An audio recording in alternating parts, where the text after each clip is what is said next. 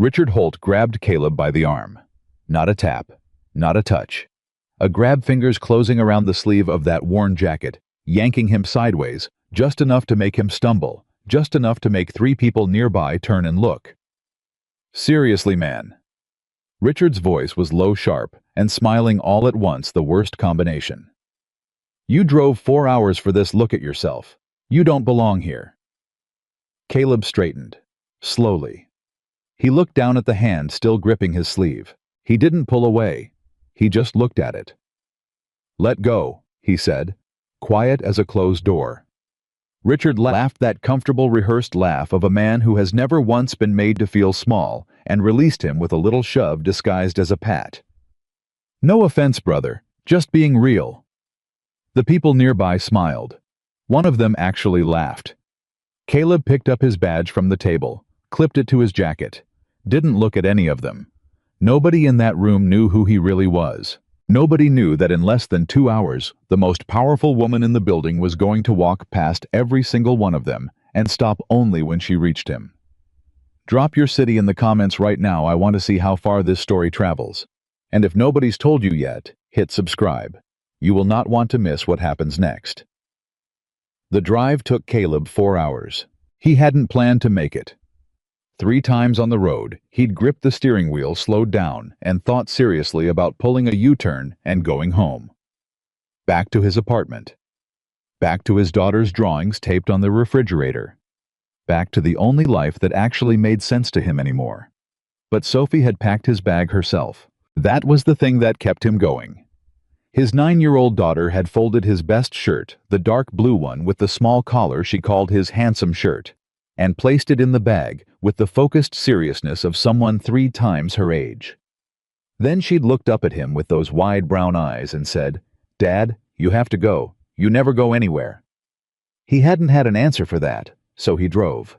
He arrived at the Harrington Grand Hotel on a Thursday evening in late September. The building was 40 stories of glass and marble, planted right in the heart of downtown Chicago. The kind of place where a single night cost more than Caleb made in a week. The valet stand had 3 attendants in pressed uniforms. The fountain out front was lit in soft gold light. A long red carpet ran from the curb to the entrance, lined with potted white flowers that someone had arranged with military precision. Caleb parallel parked his 2009 Dodge pickup 3 blocks away and walked. He heard the party before he saw it. Music drifting out through the lobby glass. Laughter. The particular sound of a crowd that has spent 20 years becoming comfortable with expensive things. He pushed through the revolving door and stopped. The reunion check-in table was set up just inside the lobby, staffed by 2 women and a man in a fitted blazer. Behind them, a large illuminated banner read, "Meridian University Class of 2004, 20-year reunion." On either side of the banner, framed photographs from their college years were mounted on display boards. Faces young and laughing.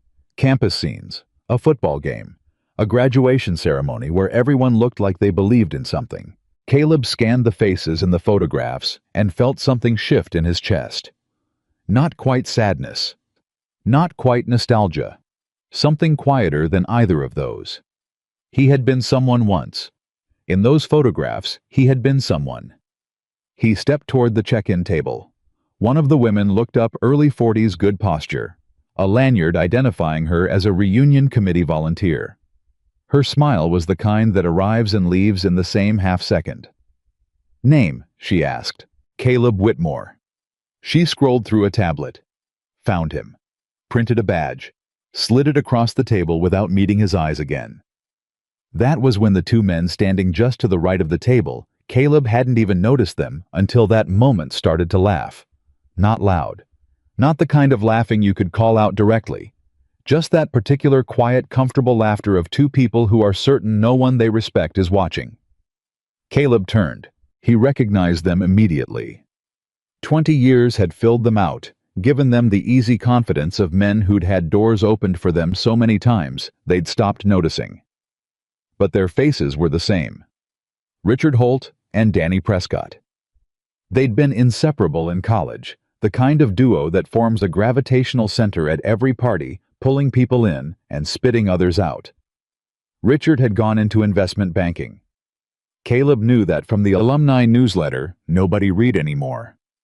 Danny, he thought, had done something in real estate development. They were both wearing suits that fit them the way suits only fit when they're custom made. Richard's eyes traveled up and down Caleb's frame once. His jacket, his plain dark pants, his shoes, which were clean but clearly not new. And then Richard leaned toward Danny with a small private smile and said something Caleb couldn't fully hear but didn't need to. He caught the words, "still fixing toilets," and "some things never change." Caleb stood still for a moment. He thought about Sophie's face when he'd left that morning. The way she'd grabbed his hand at the door and made him promise to tell her everything when he got back. Every detail. "Even the boring stuff, Dad. Promise me." He picked up his badge from the table. He clipped it to his jacket. He looked at Richard Holt directly and said nothing. Richard's smile flickered. Just slightly. Just enough. Then Caleb walked past both of them into the party, and the laughter behind him resumed, and he kept walking until the sound faded into the larger noise of 200 people who had all in 20 years become strangers. The ballroom was enormous, round tables draped in white linen. A bar along the left wall 3 deep with people.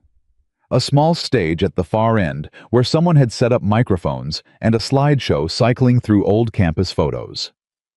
Everywhere Caleb looked, people stood in clusters of 4 or 5 drinks in hand, voices raised just slightly above the music. The jewelry in the room alone could have funded a school. The watches, the cufflinks. A woman near the bar had shoes Caleb recognized because Sophie had pointed them out once in a magazine, laughing, saying they cost more than their car. She hadn't been wrong. He got a drink, just water he was driving. And anyway, he'd never been much of a social drinker, and found a position near the edge of the room where he could see most of the space without being directly in the middle of it. An old habit. He'd always been an observer. Even in college, he'd often been the one sitting slightly apart, watching, thinking, understanding the room, while other people were still performing for it. A woman named Gretchen, who he remembered vaguely from an economics class, approached him with that particular determined friendliness of someone working through a social checklist. "Caleb, oh my gosh, I almost didn't recognize you." She air-kissed near his cheek. "It's been forever. What are you doing these days?" "Construction," he said. "Restoration mostly. Historic buildings." Her smile held. Her eyes didn't. "Oh," she said. That sounds interesting. My husband is in finance. We just got back from 2 weeks in Tuscany. Do you travel much?" "Not really," he said. "I have a daughter. She's 9. "Oh, how sweet." The smile recalibrated. The small recalculation of interest happening behind her eyes was not difficult to read. Are you still with her mother?" "No," he said. "It's just the 2 of us." "Oh." And there it was. That small particular softening that wasn't quite sympathy and wasn't quite pity, but landed somewhere uncomfortable between the 2. "Well, that must be that's a lot on one person." "Yeah," Caleb said. "It is." She excused herself within 90 seconds. He watched her rejoin her group near the bar and say something that made 2 of the women glance briefly in his direction. He looked away before they could catch him looking. He'd been in this room 40 minutes. He was already thinking about the drive home. The next hour passed the way certain hours do, long in the living, short in the remembering. He spoke to a few more people. A former study partner who spent the entire conversation describing his stock portfolio. A woman from his freshman dormitory who seemed genuinely happy to see him, but was pulled away by her husband before the conversation got anywhere real. A professor, not one of his someone he recognized from the faculty photos, who shook his hand and moved on in the same gesture. At one point, he found himself standing near the display boards with the old photographs, and he spent a few quiet minutes looking at the faces. Looking at his own face in one image near the bottom, left 20 years ago, standing in front of the engineering building with 2 classmates whose names he could no longer remember. He looked young in the photograph. Not just physically young. Young in the way of someone who hasn't yet learned how many things can go wrong before they go right. He touched the edge of the photograph lightly. His phone buzzed in his pocket. A text from Sophie. Dad. How is it? Did anyone fall down yet? That would be funny. He almost laughed. Actually, almost. He typed back. Nobody fell down yet. You'd be disappointed. Her reply came in under 10 seconds. I'd be very disappointed. Come home soon. The cat misses you. You don't have a cat, he typed. I know. Imagine how much the imaginary cat misses you. He stood there holding his phone, and for a moment the noise of the entire ballroom receded, and he was just a man reading his daughter's texts next to an old photograph of himself, and it was enough. It was actually enough. Then Richard Holt appeared at his elbow. Whitmore. Not a greeting exactly, more like identification, like calling out a species at a nature exhibit. Caleb put his phone in his pocket. Richard. Richard had a drink in each hand, which meant he'd either been at the bar twice or he was picking up for someone. He looked at the photographs Caleb had been studying. Then he looked at Caleb. Feeling nostalgic? A little, Caleb said honestly. Yeah. Richard took a drink. You know, I was trying to remember, what were you studying? Engineering. Civil engineering. Right. A nod that suggested the information was being filed immediately under irrelevant. And you're doing what? Construction, restoration, Caleb said. Historic structures. We take buildings that would otherwise be demolished and... Right. Richard wasn't listening. Caleb could see it. The eyes moving slightly, scanning over Caleb's shoulder for something more promising. You know, I keep thinking about how much has changed for some of us, and how, I mean, no offense, Caleb, but some things kind of stayed the same. What things? Caleb asked. His voice was level, genuinely curious. Richard blinked. He hadn't expected the question to come back directly. Well, I mean...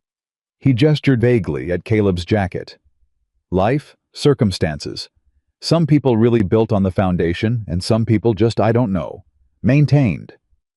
Maintained, Caleb repeated. No offense. You keep saying that, Caleb said. Richard's jaw tightened slightly. I'm just being honest. You're being comfortable, Caleb said. There's a difference. Being honest would mean you actually asked me something about my life before deciding you already know everything about it. A pause. Richard looked at him. For just a moment, a flicker quickly suppressed something crossed his face that might have been uncertainty. Then the mask went back up. The confident, easy smile of a man who had not genuinely been challenged in some time. Fair enough, Richard said and moved away. Caleb watched him go. Then he turned back to the photographs. He found the one of himself again, studied it. The young man in the photograph didn't know yet what was coming. The marriage that would gradually become the wrong marriage. The daughter who would become the whole world. The divorce that would hurt in ways he hadn't expected, and then eventually clarify things in ways he also hadn't expected. He didn't know about the historic Halbrook Theater in Detroit, that Caleb and his small crew would spend 14 months restoring, working through 2 Michigan winters to bring back something that a whole neighborhood had given up on. He didn't know about the letters Caleb still kept from the community members who'd written after the theater reopened. Handwritten letters, a dozen of them, from people who'd grown up going to that theater with parents who were gone. Now people who'd walked through the restored doors and said they felt like they'd gotten something back they thought was lost forever. Hy didn't know any of that. He was just a young man with good ideas and no clear sense yet of what he was going to do with them. Caleb looked at him for a long moment. You're going to be okay, he thought. It goes sideways in about 6 different directions, but you're going to be okay. He straightened up. I was going to get 1 more glass of water, say goodbye to maybe 2 more people, and then drive the 4 hours home to an apartment with a sleeping 9-year-old and drawings on the refrigerator and an imaginary cat that apparently missed him. He had already turned toward the bar when the doors at the back of the ballroom opened, and everything stopped. It wasn't dramatic in the way that movie entrances are dramatic. No wind, no spotlight, no music swelling at a precise moment. It was quieter than that, and somehow more powerful for being quiet. She came through the door without announcement. A small team moved with her 2 people who had the focused, efficient presence of those whose only job is to manage the space around someone else. But the woman herself was simply walking, not performing a walk. just walking the way a person walks when they've stopped thinking about how they appear and started thinking only about where they're going. She was perhaps 40 or near it. Dark coat. Hair pulled back cleanly. The kind of face that had probably been pretty in the ordinary way when she was young and had become something more specific with time. All the softness resolved into clarity like a landscape after rain. She wore no name badge. She didn't need one. Caleb saw the shift go through the room before he understood what was causing it. People turning. The conversations dropping in volume, then stopping entirely, then restarting in a different register. Urgent, excited, uncertain. Phones coming out. People touching their hair. Richard Holt. Caleb noticed, straightened his tie with both hands in a single quick motion. Someone near Caleb said in a low voice that cracked slightly on the last word, "That's Victoria Harrington?" And then the room moved toward her, and Caleb stayed where he was. He knew the name, of course. Everyone knew the name. Harrington Technology. $14 billion in valuation at last count, more than that by now probably. A woman who'd built something from nothing, and then rebuilt it larger, and then rebuilt it larger, still all before the age of 40. The kind of story that got written about in the kind of magazines Caleb didn't read, but saw in waiting rooms. He watched the crowd close around her.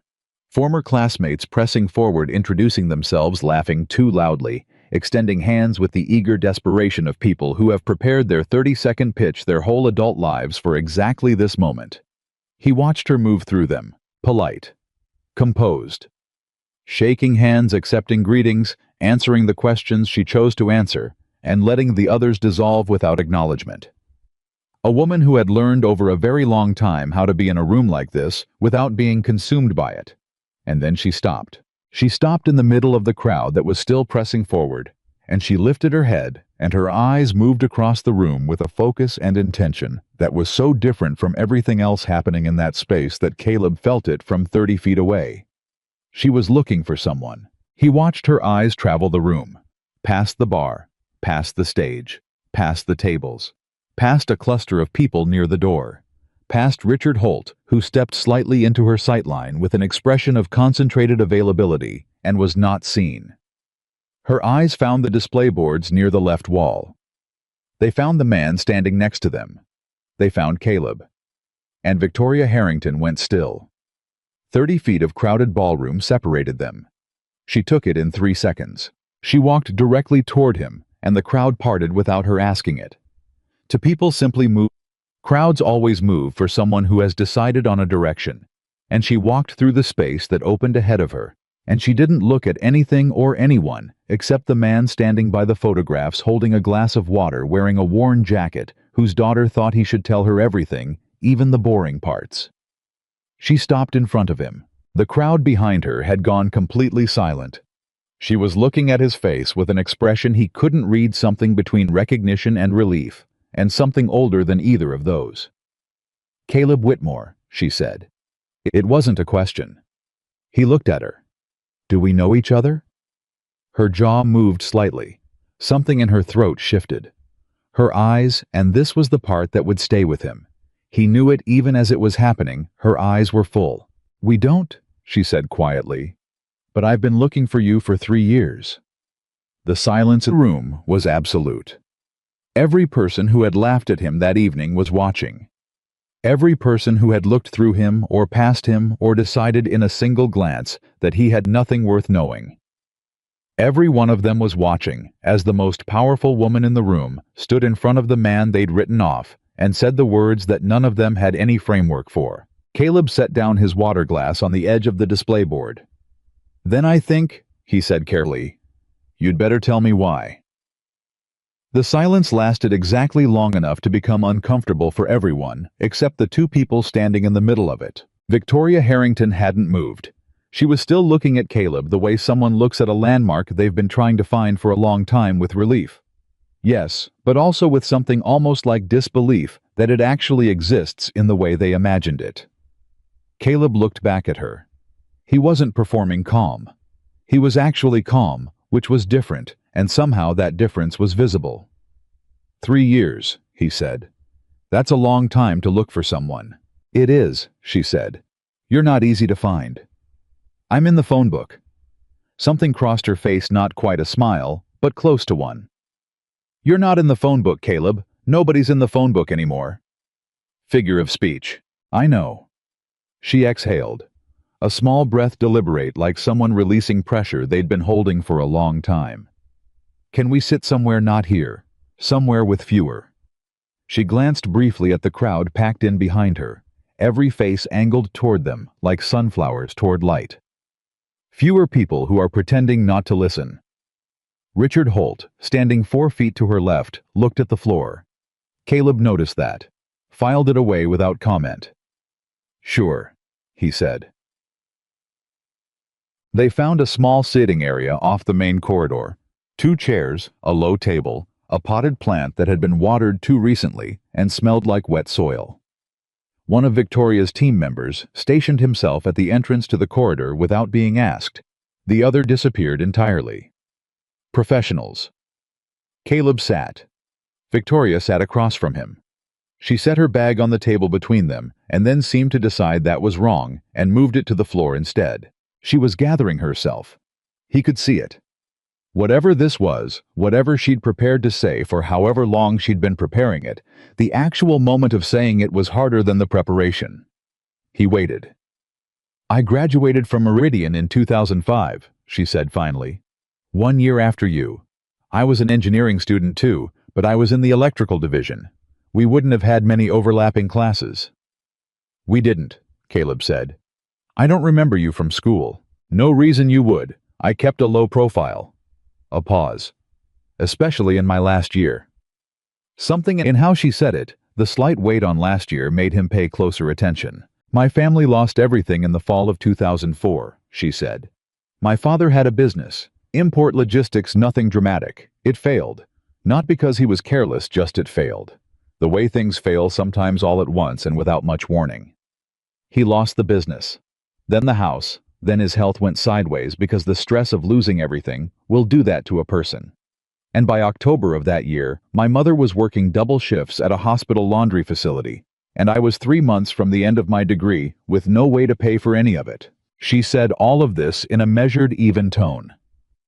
Not without feeling. The feeling was there, compressed and controlled like something kept in a sealed container. She'd told this story before clearly. She'd learned how to carry it. I went to the financial aid office, she continued. 3 times. The 3rd time I sat in front of the counselor and I told her exactly what was happening. She was sympathetic. She was very genuinely sympathetic. And then she explained that the timelines for emergency assistance didn't align with my graduation date and there was very little they could do. She gave me a list of external scholarships I could apply for. A brief pause. The deadlines for all of them had passed. What did you do? Caleb asked. I went back to my apartment and I sat on the floor, she said. I sat on the floor for about 2 hours, and I thought about calling my parents and I couldn't, because what was my mother going to do? She was already working herself into the ground. And I thought about loans, and I'd already exhausted what was available to me. And I thought about stopping. Just stopping. Taking a leave of absence, going home, getting a job, maybe coming back someday when things were different. But you didn't. No. She looked at him steadily. Because 3 days after I sat on that floor, I received a bank transfer. No name, no note. Just the exact amount needed to cover my remaining tuition for the final semester down to the dollar. The corridor was quiet. Somewhere behind them, the party continued, music, voices, the distant clink of glassware, but it felt very far away. The exact amount, Caleb said. To the dollar, she repeated. Which meant whoever sent it didn't guess. They knew. They'd looked it up or asked someone, or they'd done the specific work of finding out exactly what I needed. She leaned forward slightly. I went to the bank. I tried to trace it. They couldn't tell me anything beyond the originating account, which had been closed. I went to the university's financial records office and explained the situation and asked if they could tell me who had inquired about my account balance. They said they couldn't release that information. I asked everyone I knew. Nobody knew anything. She paused. Or nobody admitted to knowing anything. Caleb was quiet. I graduated, Victoria said. I got my degree.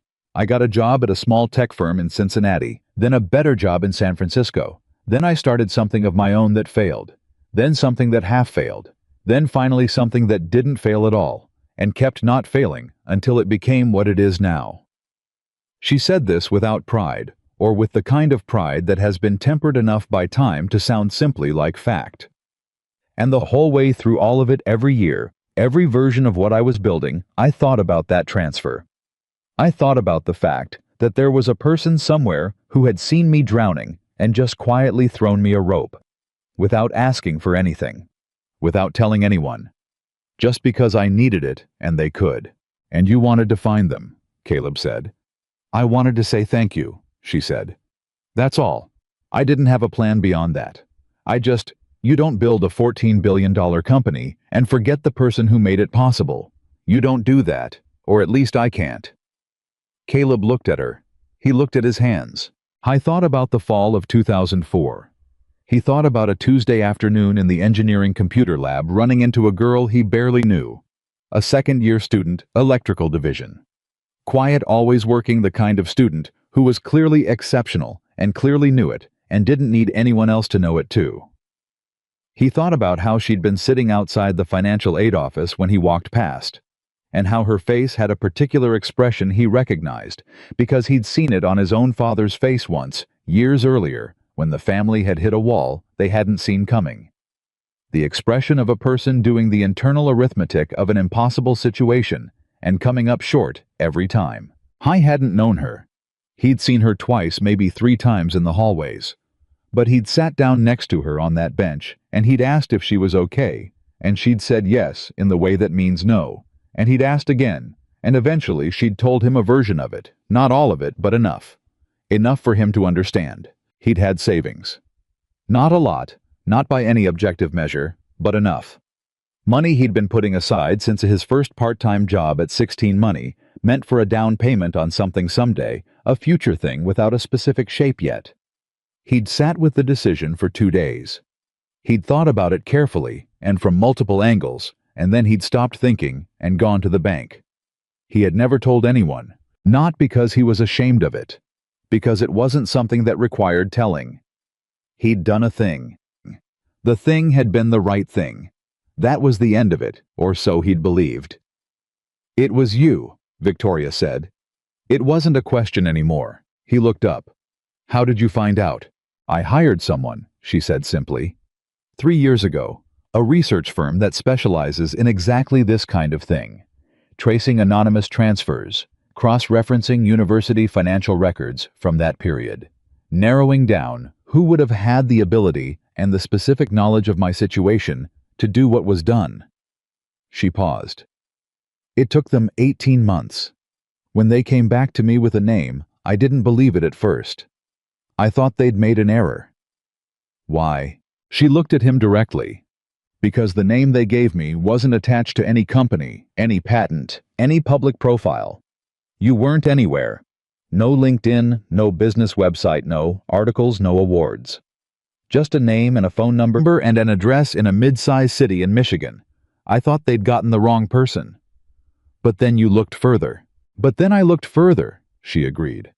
And the further I looked, the more I understood that I hadn't found the wrong person. I'd found the right one. I'd just been looking in the wrong places. She picked up her bag from the floor, opened it, and took out a folder. Not thin. She set it on the low table between them.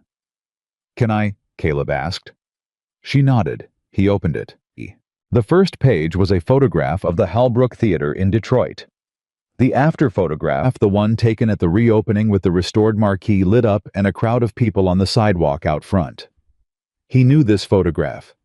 It had been in the Detroit Free Press. He had a copy somewhere at home in the back of a drawer because Sophie had found it once and asked him to explain it, and he'd spent an entire evening telling her the story of the theater while she sat cross-legged on the kitchen counter, eating cereal and listening with the focused, unblinking attention she gave to things she'd decided were important. Below the photograph was a 1-page summary, written in precise, clean language. The Halbrook Project, its scope, its challenges, its outcomes. The specific structural problems that had stumped 2 previous contractors and the solutions Caleb's team had engineered. The Community Impact Assessment conducted 6 months after opening. The statistic which Caleb knew, but hadn't seen written down before that attendance at community events in that neighborhood, had increased by 63% in the year following the theater's restoration. He turned the page. The Bridge Street School in Cleveland. Another photograph, another summary. A 1920s school building that had been condemned and scheduled for demolition, that Caleb and a crew of 7 had spent 8 months saving, rebuilding the foundation, preserving the original facade, converting the interior into a community learning center that now served 400 families. He remembered that project because of the cold. The worst Ohio winter in 11 years, pipes freezing overnight, showing up at 6 every morning to reassess what the cold had undone from the previous day's work. He remembered one of his crew members, a guy named Marcus, who was 23 and brand new to restoration work, asking him on a particularly brutal morning why they didn't just let the city tear it down and start fresh. Caleb had said, "Because the walls remember things, and the neighborhood needs to remember too." Marcus had looked at him for a long moment and then gone back to work without another word. He turned another page. The Morrison Street Community Housing Project. The Old Hendricks Warehouse Conversion. The Elmdale Public Library Preservation. Project after project. All of them, the kind that didn't attract much press or attracted only locally, briefly, in the community sections that most people skip. All of them, the kind that private developers routinely passed on because the profit margins were thin or non-existent. All of them, the kind that someone with Caleb's specific skill set could do and did, and then moved on from without much fanfare. "Where did you get all of this?" he asked. "The research firm, public records, some interviews with people who worked with you or knew your work." She paused. "I spoke to a woman named Linda Deering. Does that name?" "Linda runs the community board in East Side Cleveland," Caleb said. "We worked together on the Bridge Street project." "She talked about you for 40 minutes without stopping," Victoria said. "I finally had to gently interrupt her. She cried twice." Caleb closed the folder. He held it for a moment and then set it back on the table. "Victoria," he said carefully, "I appreciate what you've done here. I appreciate the effort. But I need you to understand something." He kept his voice level, direct, not unkind. "I didn't give you that money expecting to be found. I didn't do it as an investment in something. I did it because you were sitting on a bench outside a financial aid office, looking like the world had just told you a door was permanently closed, and I had the key, and it cost me something I could afford to lose. $22,000, she said. In 2004, that wasn't nothing." "No," he agreed. "It wasn't nothing. But it also wasn't a sacrifice. I want to be clear about that. I didn't go home and struggle because of it. It was savings. It was money I'd put aside. I decided it was better used for your degree than for something abstract in my future." He paused. "And as it turned out, I was right." "Caleb, I'm not fishing for anything," he said. "I want you to hear that plainly. I'm not sitting here wanting a check or a job offer or a press release. I just want you to understand that what I did, it didn't need to be found. It was complete on its own." She looked at him for a long moment. Then she said quietly, "I know that. That's actually the reason I've been looking for you." He frowned slightly. "I'm not following." "If you'd done it hoping to be repaid," she said, "you'd have made sure I knew who you were. You'd have sent the money with your name on it, or told someone, or found a way to make sure it got back to you eventually. That's how most people operate even when they think they're being generous." She paused. "But you disappeared. You didn't just go anonymous, you stayed anonymous. For 20 years. Which means you did it purely because it needed to be done." She leaned forward slightly. "Do you know how rare that is? Do you understand what it means to me to know that someone like that exists?" Caleb didn't answer immediately. Outside the corridor, a burst of laughter from the ballroom. Someone was making a speech. He could hear the rhythm of it, the pauses for effect, the crowd responding on cue. "I have a daughter," he said finally. The shift in direction surprised her slightly. He could see it. But she followed it. "I know, Sophie. She's 9. He looked at her. "You know her name?"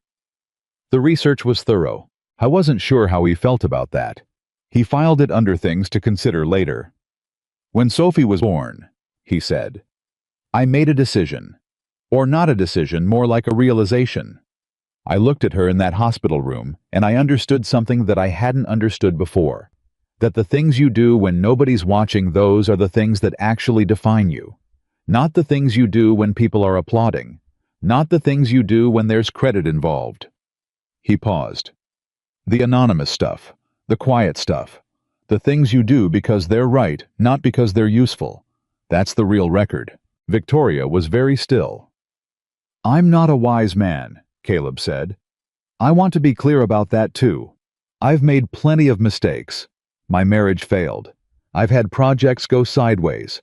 I've made wrong calls and bad decisions and spent more nights than I can count staring at the ceiling wondering if I'd built the right life.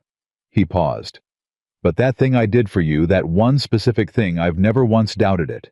Not for a single day in 20 years. The silence between them was different now. Heavier and lighter at the same time, the way silence gets when something real has been said in it. I want to ask you something, Victoria said.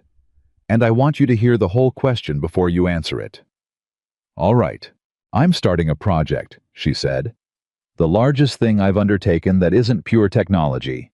It's a community rebuilding initiative. 7 cities starting here in Chicago, moving to Detroit, Cleveland, Pittsburgh, Baltimore, Memphis, and New Orleans. The specific focus is historic structures in distressed communities. Buildings that should be saved and aren't being saved because the financial model doesn't make it attractive for conventional developers. She paused. Sound familiar? It sounded extremely familiar. Go ahead. I've been planning this for 2 years. I've had architects, urban planners, development consultants, nonprofit strategists, all working on the framework. It's solid. The funding model works. The community partnership structure works. The only thing it's been missing. She stopped. Is someone who actually knows how to do the work? Caleb said. Is someone who actually knows how to do the work, she confirmed. Not manage it from an office, not consult on it from a distance. Someone who will stand in a condemned building in February and understand what it needs and care enough about the outcome to see it through. Caleb looked at her. She looked back. I'm not offering this to repay you, she said. I said that to you out there and I meant it. I'm not offering it because I feel guilty or obligated or because I want to clear a debt. I'm offering it because I spent 3 years finding out who you are, and everything I found told me the same thing, that you are exactly the person this project needs. What exactly are you offering? Caleb asked. Leadership, she said. Project director for the entire initiative. Full team, full budget, full authority on the ground decisions. The architects report to you. The contractors report to you. The community liaisons work with you directly. You take the framework we've built and you make it real. The number she mentioned next was not a small number. Caleb sat with it for a moment. I need you to understand something, he said. If I do this, and I'm not saying yes, I'm saying if I do it my way. The community relationships come first. The historic integrity comes first. If the budget timeline and the authentic work ever end up in conflict, I choose the authentic work. That's already written into the project charter, she said. I anticipated that condition. My daughter stays in her school. The position is mobile. You're based wherever you need to be based. I have a crew, he said. 7 people who've worked with me for years. They come with me, or I don't go. Bring them. He looked at her carefully. You anticipated all of that. I spent 3 years learning how you work, she said. I had a reasonable idea of what your conditions would be. He was quiet. From the ballroom, the speech had ended. Applause. Then music again, louder than before. Why did you come here tonight? He asked. To a 20-year university reunion. You weren't in my class. You didn't know people here. You didn't have a reason to be here unless... Someone told me you'd be here, she said simply. An alumni coordinator who remembered me from my student years. She reached out, thought I might want to reconnect with old classmates. I wasn't going to come. A pause. Then she mentioned the attendee list. I saw your name. And you came, he said. And I came, she said. Because I'd been trying to reach you through other channels for 3 months, and you don't return calls from numbers you don't recognize. Habit, he said. Apparently. He picked up the folder from the table again, held it, set it back down. Can I ask you something? He said. Yes. When you were sitting on that bench outside the financial aid office, he said, what were you thinking? She didn't answer right away. She looked at the low table between them, at the folder at her own hands. I was thinking that I'd worked for 8 years to get to where I was, she said slowly. Since I was 14, seriously working toward something. I was thinking that I'd done everything right, the grades, the applications, the scholarships, the part-time jobs, every piece of the formula, and that somehow none of it was going to be enough.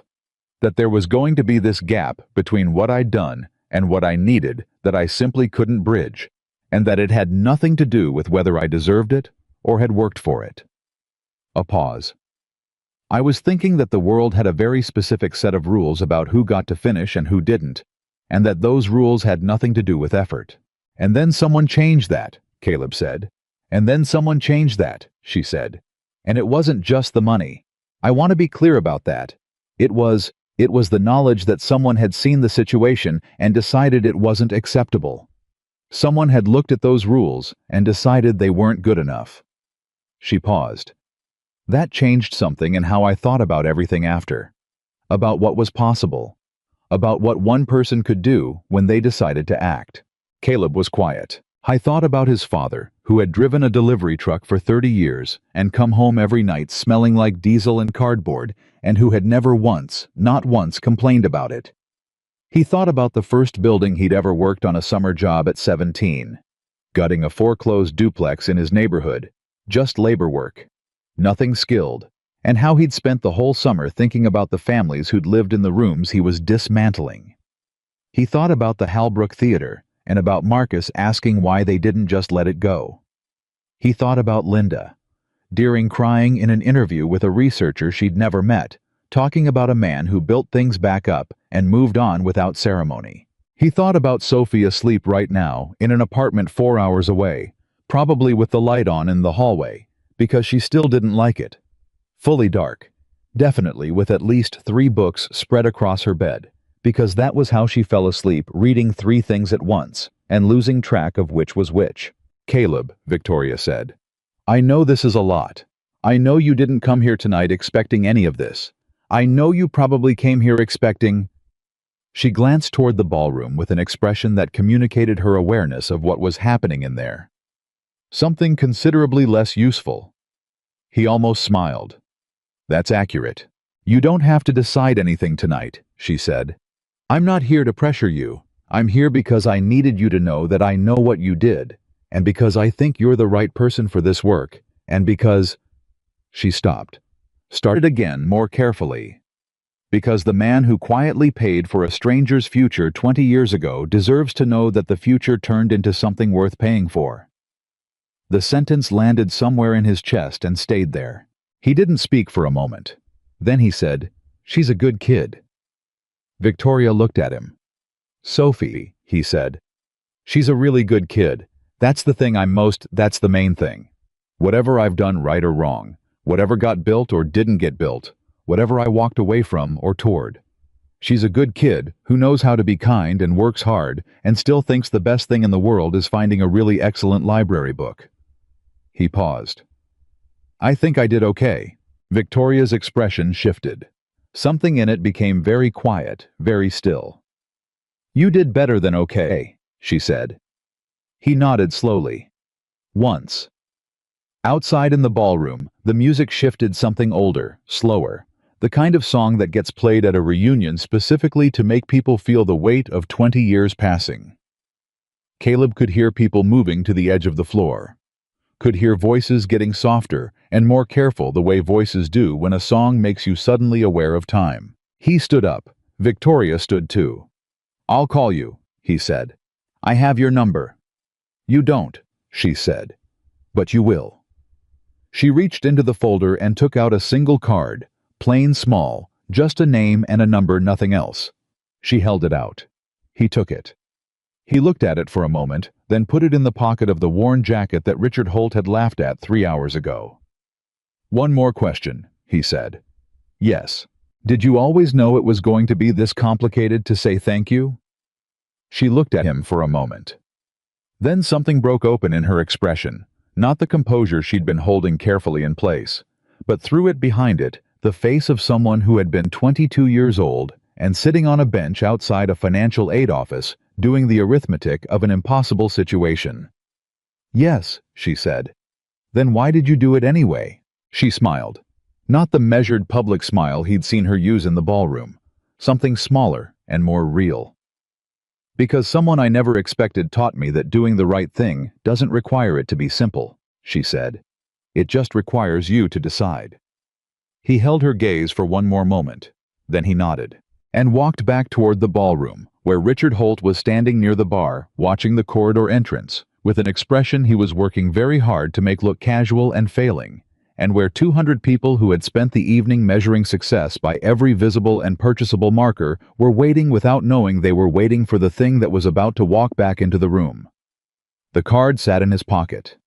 He didn't touch it again. He didn't need to. Caleb walked back into the ballroom, and the first thing he noticed was that the room had rearranged itself around his absence, not physically. The tables were where they'd been. The bar was where it had been. The stage, with its cycling slideshow of old campus photographs, was exactly where it had been all evening. But the social geometry of the space had shifted. The clusters of people had reformed themselves, and almost every cluster was angled, some subtly, some not subtly at all, toward the corridor entrance where Caleb had just appeared. I was aware of the attention the way you're aware of weather. Not alarmed by it. Just noting it. Richard Holt was still near the bar. Caleb had been right about that. Richard was holding a drink he hadn't touched in a while, judging by the condensation ring on his palm, and he was talking to Danny Prescott. And both of them were doing the thing people do when they're pretending not to watch something while watching it. The slight angle of the body away from the subject. The eyes that move in short controlled arcs. The conversation that keeps starting and stopping because neither participant is actually paying attention to it. Caleb walked to the bar. He ordered water again.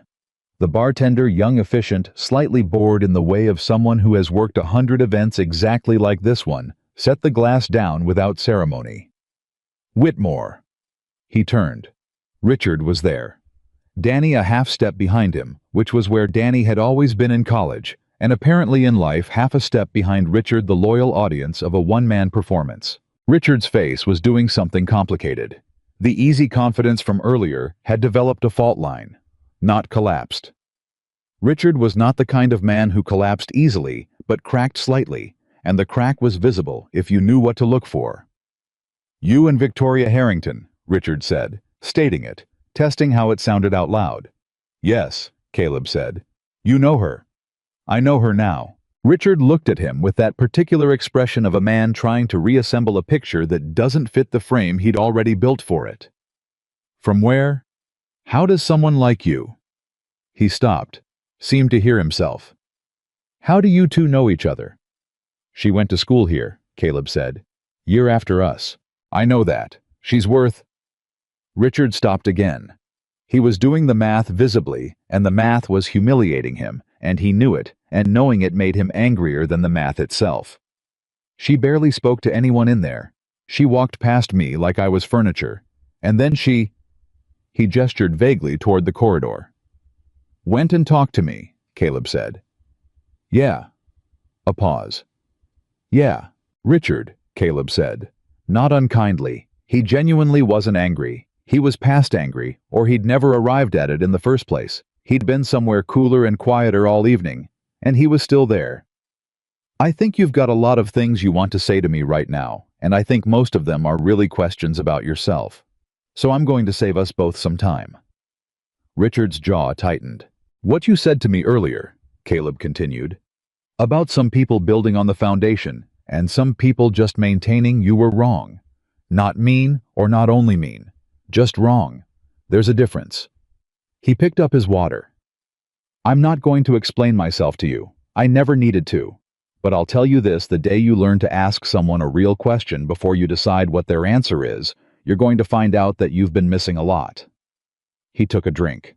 Danny Prescott, to his credit, was looking at the floor with the expression of a man who had recently become aware that he'd picked the wrong side of something. Richard didn't answer. He wasn't equipped to right now.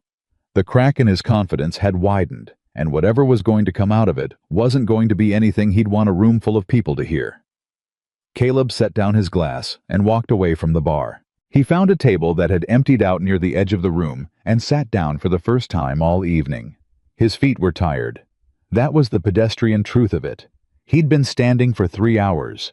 He was 35, and his feet hurt in the boots he'd chosen because they were his best ones, not because they were comfortable. He sat and watched the room. And the room watched him back, trying to pretend it wasn't. A woman he didn't recognize approached the table.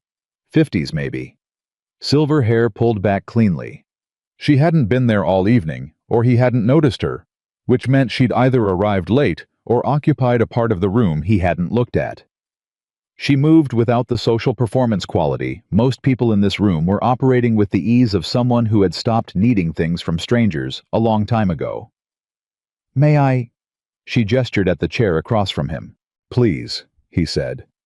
She sat, looked at him directly. "You're Caleb Whitmore."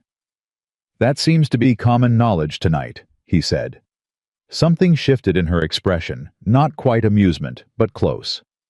"My name is Eleanor Marsh. I was on the faculty here for 18 years, Structural Engineering Department. I retired in 2019. He looked at her more carefully. "Eleanor Marsh, I had a seminar with you, fall of 2002. Materials and load distribution," she said. 16 students. You sat in the third row and never once asked a question in class and wrote the highest scoring final paper I received that year." He hadn't expected that. "You remember that. I remember every paper that surprises me," she said. "You wrote about adaptive reuse of historical structures." In 2002. Before it was really a conversation anyone was having seriously. You argued that the structural integrity of older buildings was routinely underestimated because engineers were applying contemporary load models to materials that behaved differently. That if you approached restoration with the same rigor as new construction, but adapted the methodology to the specific material properties, you could save buildings that were being condemned unnecessarily. She paused. "You were 20 years ahead of the field." Caleb looked at her. "I wanted to find you after that paper," she said. "I had 3 colleagues I was going to show it to. Then you graduated, and I lost track." She paused. "I've seen your work, though. The Halbrook, the Bridge Street School." "How did you—" "I consult for a historical preservation nonprofit based out of Cincinnati," she said. "We evaluated both projects as case studies. Your structural solutions on the Halbrook Foundation were—" She paused, choosing the word. "Elegant. Not a term I use often in engineering contexts, but elegant is the right word." Caleb was quiet for a moment. He felt something that he didn't have a clean name for, not pride exactly, but something adjacent to it. The feeling of being seen accurately, which is different from being praised and considerably rarer. "Dr. Marsh," he said, "can I ask why you came tonight? You didn't seem like a person who was here for the party." She smiled. Small, clear, honest. "I wasn't. I come every 5 years. I walk through, I find 2 or 3 former students who ended up doing interesting things, and I tell them what I see in their work, because nobody told me when I was their age, and it would have meant a great deal if someone had." She paused. "You were on my list tonight." He looked at her. "You're the only one on the list who didn't seek me out first," she said. "Everyone else comes and finds the faculty. You came clearly wanted to leave, almost left several times, and then ended up in a private conversation with Victoria Harrington in a corridor." She tilted her head slightly. "Which tells me you're either very impressive or very lucky." "Or both," he said. "Yes," she said. "Or both."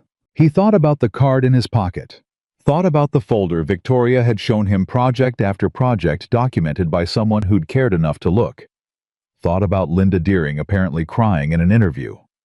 Thought about Marcus, who now ran his own small restoration crew out of Columbus, and still called Caleb twice a year, once on his birthday, and once on the anniversary of the day they finished the Halbrook.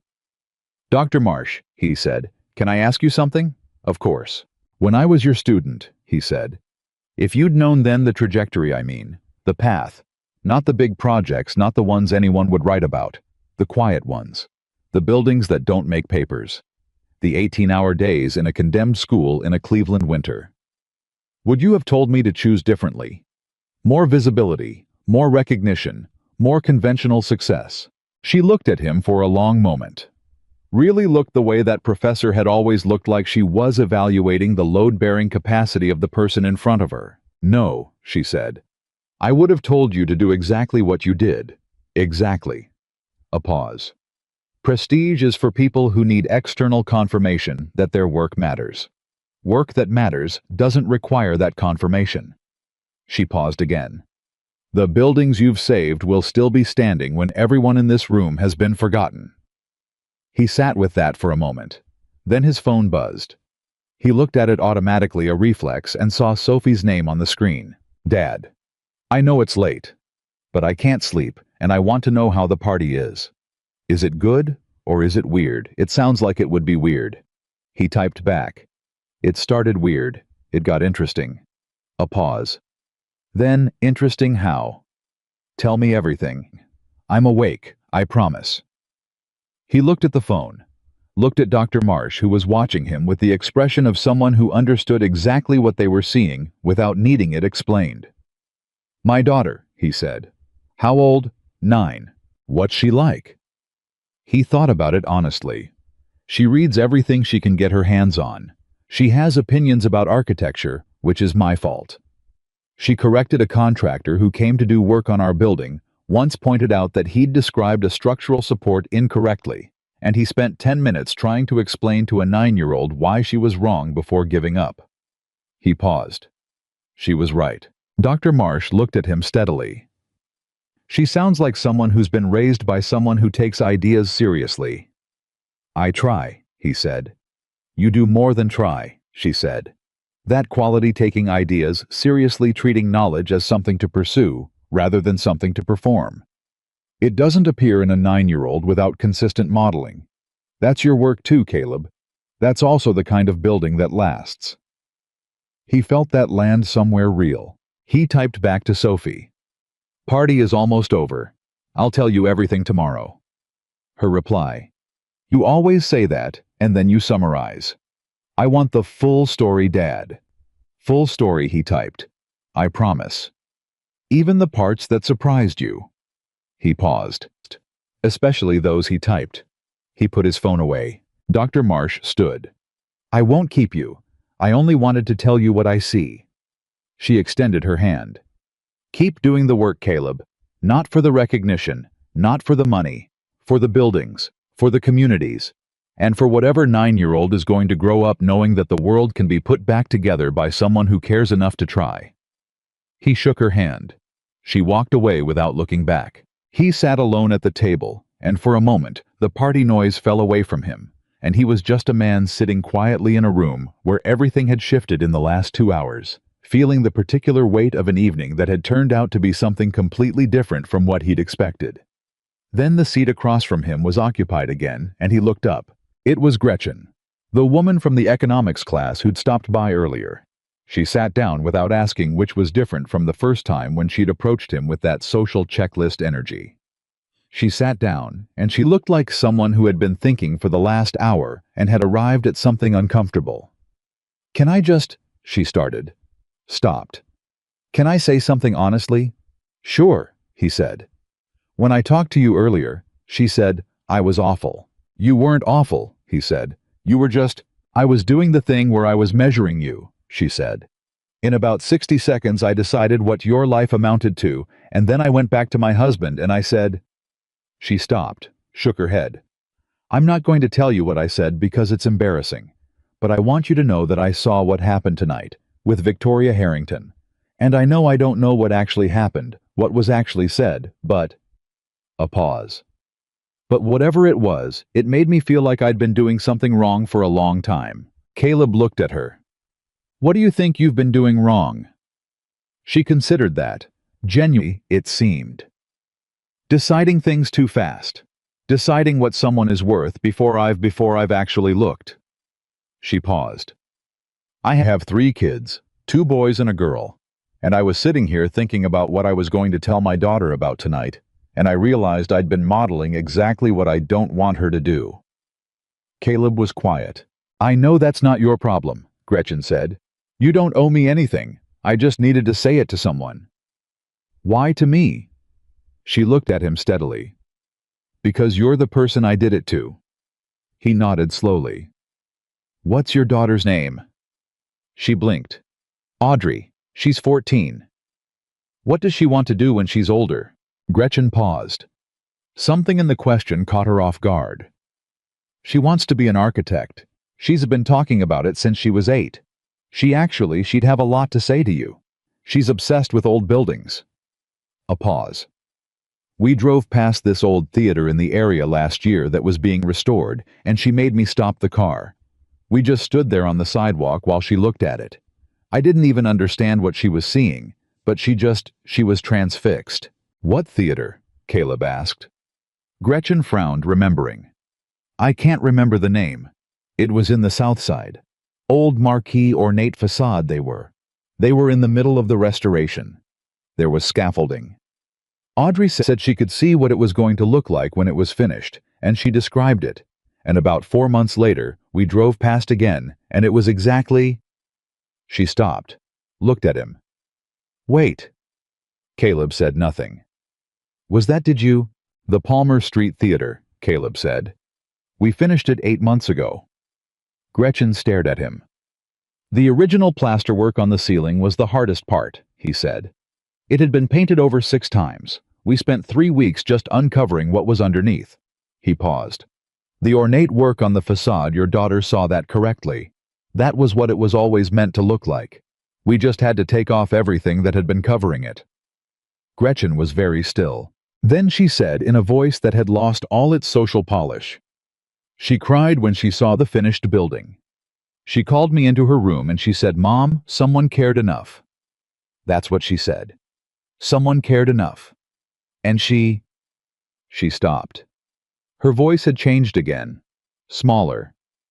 She said she wanted to be that person someday, the one who cares enough. Caleb looked at her for a long moment. Tell her she already is, he said.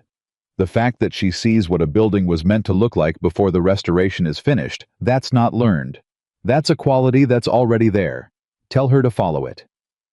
Gretchen looked at him with an expression he recognized. The same expression Marcus had when Caleb had said the walls remember things. The expression of someone who has just been handed a sentence they're going to carry for a long time. Thank you, she said quietly. He nodded. She stood, looked like she might say something else, then didn't. Walked back toward her husband, who was watching from across the room with an expression of mild confusion at whoever his wife had just been talking to. Caleb watched her go. Then he looked up and found with no particular surprise that Richard Holt was standing at his table again. This time, Danny Prescott wasn't with him. This time, Richard was alone, and he was holding a glass of something amber with both hands, and he looked like a man who had spent the last 30 minutes arguing with himself and wasn't sure who'd won. Can I sit? Richard asked. Caleb looked at him for a moment. Sure. Richard sat, didn't speak right away, turned the glass in his hands. I owe you an apology, he said finally. The words came out with the effortful quality of something that hadn't been said much. In the same way a muscle that hasn't been used feels stiff and uncertain of itself. Caleb waited. What I said earlier, the grab, all of it. Richard's jaw moved. I was being a jerk. I was being the specific kind of jerk that I'm kind of... A pause. That I'm aware I am, sometimes. And I just... He stopped. Richard, Caleb said. You don't have to do this because you saw me talking to a billionaire. The words landed hard. Richard flinched slightly. I'm not, Richard said. Then, or it started that way. I'll be honest, it started that way. I saw you walk back in and I thought... He stopped. Started again. I've built my whole life on a very specific understanding of how things work. Who matters? Who doesn't? How you can tell the difference in 60 seconds or less. And tonight... He looked at his glass. Tonight that framework got, I don't know, challenged. By what? By the fact that someone like Victoria Harrington doesn't walk across a room full of people like that for no reason, Richard said. She didn't walk across it to me. She didn't walk across it to anyone here I'd have predicted. She walked across it to you. And I've been sitting here trying to understand what I missed, and the honest answer is... He paused. The honest answer is, I didn't look. Caleb studied him. Richard Holt was not a person who found this easy. The admission was real, whatever had pushed him to it. You've been doing this a long time, Caleb said. The quick assessment, the social calculation. It works for you mostly. In the circles you operate in, it probably works 90% of the time. Yeah, Richard said. The 10% you miss, Caleb said, is not a rounding error. It's the part that matters. Richard was quiet. I'm not angry at you, Caleb said. I want to be clear about that. I know that might be hard to believe, but I genuinely am not sitting here holding a grudge about tonight. I've been grabbed by better men than you and ignored by worse ones, and I'm still here, and my life is what I decided it was going to be. He paused. But if you want the apology to mean something, don't give it to me. Go home and think about where else you've done this. That's where the work is. Richard looked at him across the table. For a long moment, the pretense was gone.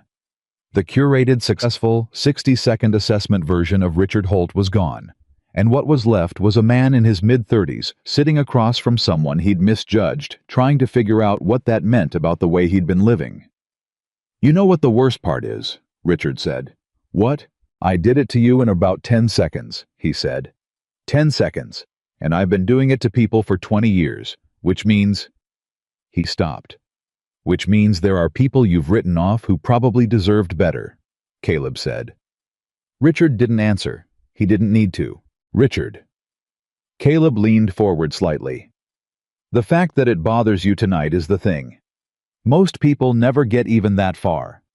Most people have an evening like this, and by tomorrow they've constructed a story about why they were actually right. He paused. You're still here sitting at my table with your glass saying it out loud. That means something. Richard looked at him with an expression that was complicated and genuine, and slightly disorienting on a face that had been performing confidence all evening. You're an interesting person, Whitmore, he said quietly. You would have known that, Caleb said, if you'd asked. Richard almost smiled. It didn't quite form, but it came close. He stood up, straightened his jacket, the reflex of a man who has certain gestures so deeply embedded they operate independently, and looked at Caleb one more time. For what it's worth, he said. I hope you take whatever it is she's offering. I don't know what it is, but I hope you take it. He walked away. Caleb sat alone at the table for a few minutes. The party had shifted into its later phase, the part of the evening where the social effort has peaked and people are either deeply comfortable with whoever they've ended up next to or quietly planning their exit. The music was still playing. A few couples had found their way to the small dance floor near the stage. The bar was doing steady business. He thought about the card in his pocket. I thought about 7 cities. About condemned buildings in distressed neighborhoods. About the specific kind of work he'd been doing alone in smaller pockets with a crew of 7 people who drove old trucks and worked long hours and sent him photographs of completed projects with simple texts that just said, "Look at this," or "We did it," or sometimes just a string of exclamation marks that required no interpretation. I thought about doing that at scale. About what it would mean for those neighborhoods, not one building at a time, not one city at a time, but a systematic, resourced, committed attempt to do the thing he'd been doing quietly for 10 years, but with the capacity to do it at a level that could actually shift something structural about how communities lost and reclaimed themselves. He thought about Sophie, who had told him that someone cared enough, who had sat on a kitchen counter eating cereal while he told her the story of the Halbrook Theater and asked him at the end why he hadn't wanted anyone to know about it. He'd told her, because the building is the point, not me. She'd thought about that for a long time, long enough that he'd thought she'd moved on to something else in her head. And then she'd said, but if people know you did it, other people might want to do it too. So maybe sometimes the point and the person are both the point. She'd been 7 years old. He had not had a satisfying answer to that. He still didn't. His phone buzzed again. He expected Sophie, but the number on the screen wasn't hers. It was a number he didn't recognize. He answered. Caleb. Victoria's voice. Calm, direct. "I know this is soon. I just wanted to say one more thing before tonight is really over." "All right," he said. "I've made a lot of decisions in my life by thinking through every angle," she said. "By running projections, consulting advisors, stress testing assumptions. And those decisions have mostly been good ones. But the best decision I've ever been part of was made by a 20-year-old kid in a bank line who ran the math in his head and then stopped running it and just did the right thing." He was quiet. "I'm not asking you to stop thinking," she said. "I'm just asking you to remember that sometimes you already know." The line went quiet. Then she said, "Good night, Caleb." "Good night," he said. He hung up. He sat there with the phone in his hand, in a ballroom full of people who had spent 20 years becoming exactly what they'd intended to become. And he thought about a 22-year-old girl sitting on a bench outside a financial aid office doing the arithmetic of an impossible situation. He thought about what it felt like to be the thing that changed the arithmetic. He thought about 7 cities. He thought about Sophie asleep 4 hours north of here with the hallway light on. I thought about what she'd said at 7 years old, which was still the clearest thing anyone had ever said to him about the work. Maybe sometimes the point and the person are both the point. He stood up. He walked to the coat check, collected his jacket, said goodnight to the attendant who was the only person in the building who seemed entirely unburdened by the evening. He pushed through the lobby doors into the cool September air. He stood on the sidewalk for a moment in the dark, and the relative quiet 3 blocks from a truck that had 400,000 miles on it, and a child's drawing rubber-banded to the passenger sun visor, because Sophie had given it to him 6 months ago and told him it was road trip protection. He reached into his jacket pocket. He took out the card. He looked at it. He put it back. He started walking. I had a 4-hour drive and a daughter who wanted the full story, every detail, even the boring parts, especially the surprising ones, and he was going to have to figure out how to tell her all of it in a way that made sense. He thought maybe it would make sense. I thought maybe that was the right word for an evening like this one. An evening where a room full of people who thought they knew exactly what everything was worth had been shown quietly and without argument that they'd been measuring the wrong things all along. I thought about the buildings he'd saved, the walls that remembered, the theaters that opened their doors again on neighborhoods that needed something to come back to. He thought about the school in Cleveland and the warehouse in Pittsburgh and the library in Elmdale, where a woman named Ruth had written him a letter, handwritten 3 pages. The ink slightly smeared in places, telling him that her mother had borrowed her first book from that library 60 years ago, and that now her own granddaughter had borrowed her first book from the same building, from the same shelf system, because Caleb and his crew had preserved the original millwork down to the shelf brackets. 3 generations, she'd written. You gave us 3 generations back. He'd kept that letter. Kept it in the same drawer where he kept the newspaper photograph from the Halbrook opening. Kept it the way you keep things that remind you what the work is actually for. He reached his truck. He sat behind the wheel for a moment without starting it. He took out the card again. 1 name, 1 number. I thought about what it would mean to say yes. To take a thing he'd been doing alone and small and quiet and bring it into the light, into scale, into the kind of work that would get written about and talked about and photographed. To become the person other people could see doing it, which was exactly what he'd always been careful not to be. He thought about Sophie at 7 years old. Maybe sometimes the point and the person are both the point. He turned the card over in his hands. He set it on the dashboard. He started the truck. He had 4 hours. That was enough time to think. And somewhere in those 4 hours in the dark and the quiet of an empty interstate at midnight, in the particular kind of clarity that comes only when everything else has gone away, and there's nothing left but the road ahead, and the reason you're on it somewhere in there. He was going to figure out what he was going to do. He already knew what he was going to do, but he needed the 4 hours to catch up to the knowing. He pulled out of the parking space. He drove. I was 40 minutes outside Chicago when he called Marcus. It was past midnight. Marcus answered on the second ring, which meant he'd been awake, which meant either the Cleveland project he was managing had hit a problem, or his wife had had the baby early, or both. And Caleb's first words were, "Everything okay? before Marcus could say anything beyond hello. Yeah, all good, Marcus said. His voice had that particular texture of someone who'd been watching television in the dark while pretending to be relaxed. Simone's fine. Baby's not for 3 more weeks. I was just up. A pause. How was the reunion? Strange, Caleb said. Strange how? Caleb thought about how to compress the evening into something that fit a phone call at midnight on an empty interstate. He thought about Richard's hand grabbing his sleeve. He thought about Victoria walking across a silent ballroom. He thought about Eleanor Marsh saying elegant the way engineers almost never use the word. He thought about Gretchen's daughter standing on a sidewalk, describing a finished building she hadn't seen yet. Victoria Harrington was there, he said. A pause. Victoria Harrington, Marcus repeated. Not a question. The kind of repetition that means someone is deciding how seriously to take what they just heard. She wants me to lead a project, Caleb said. 7 cities. Historic restoration in distressed communities. Full team, full budget. The silence on Marcus's end was longer this time. Caleb knew this silence. He'd heard it on job sites when he told his crew something that required them to recalibrate the silence of people who are intelligent enough to understand the weight of information before they react to it. Full budget meaning what? Marcus said finally. Meaning not our budget, Caleb said. Meaning a real budget.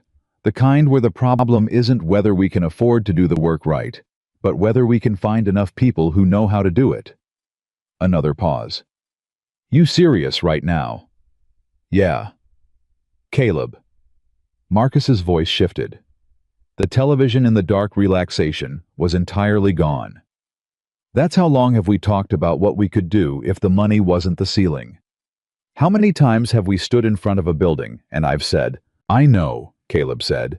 And you're calling me at midnight on the highway, which means you haven't said yes yet, Marcus said. Which means something is stopping you. So what's stopping you? Caleb watched the road. The headlights pushing into the dark ahead of him, illuminating 100 feet at a time and no more. He'd always found something honest about driving at night. You couldn't see further than your lights reached, and you had to trust that the road was still there beyond them, and mostly it was. Nothing rational, he said. Then what? I thought about how to say it. I've spent 10 years building something quiet, he said. The work is quiet. The crew is small. I know every job from the inside because I'm standing inside it every day. If this thing becomes what she's describing. He paused. I'm not inside it anymore. I'm above it. I'm managing it. I'm the person in the meeting instead of the person on the floor. Caleb, Marcus said. Can I tell you something? That's why I called you. The Hallbrook, Marcus said. The Bridge Street School. The Palmer Street Theater. Those 3 projects alone changed things for the people in those neighborhoods in ways that... He stopped. Started again. There are kids in East right now doing after-school programs in the Hallbrook lobby. Every Tuesday and Thursday. I know this because Linda Deering sends me pictures sometimes because she knows I worked on it, and she wants us to see what it turned into. A pause. We did 4 buildings in 10 years, man. 4 major ones. With our budget, with our timeline, with our ceiling. He paused. She's talking about 7 cities. How many buildings is that? How many lobbies? How many Tuesday afternoons? Caleb didn't answer. You've been the person on the floor, Marcus said. For 10 years. You know what the floor looks like. You know what the walls need. Nobody's going to take that away from you by giving you more resources to work with. A pause. Being above it doesn't mean leaving it. It means you can see more of it at once. Caleb drove.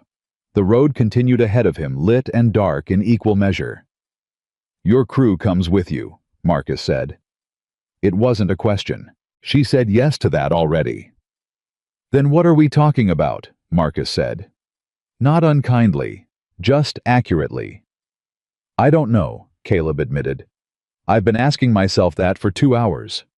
You know what I think, Marcus said. Tell me.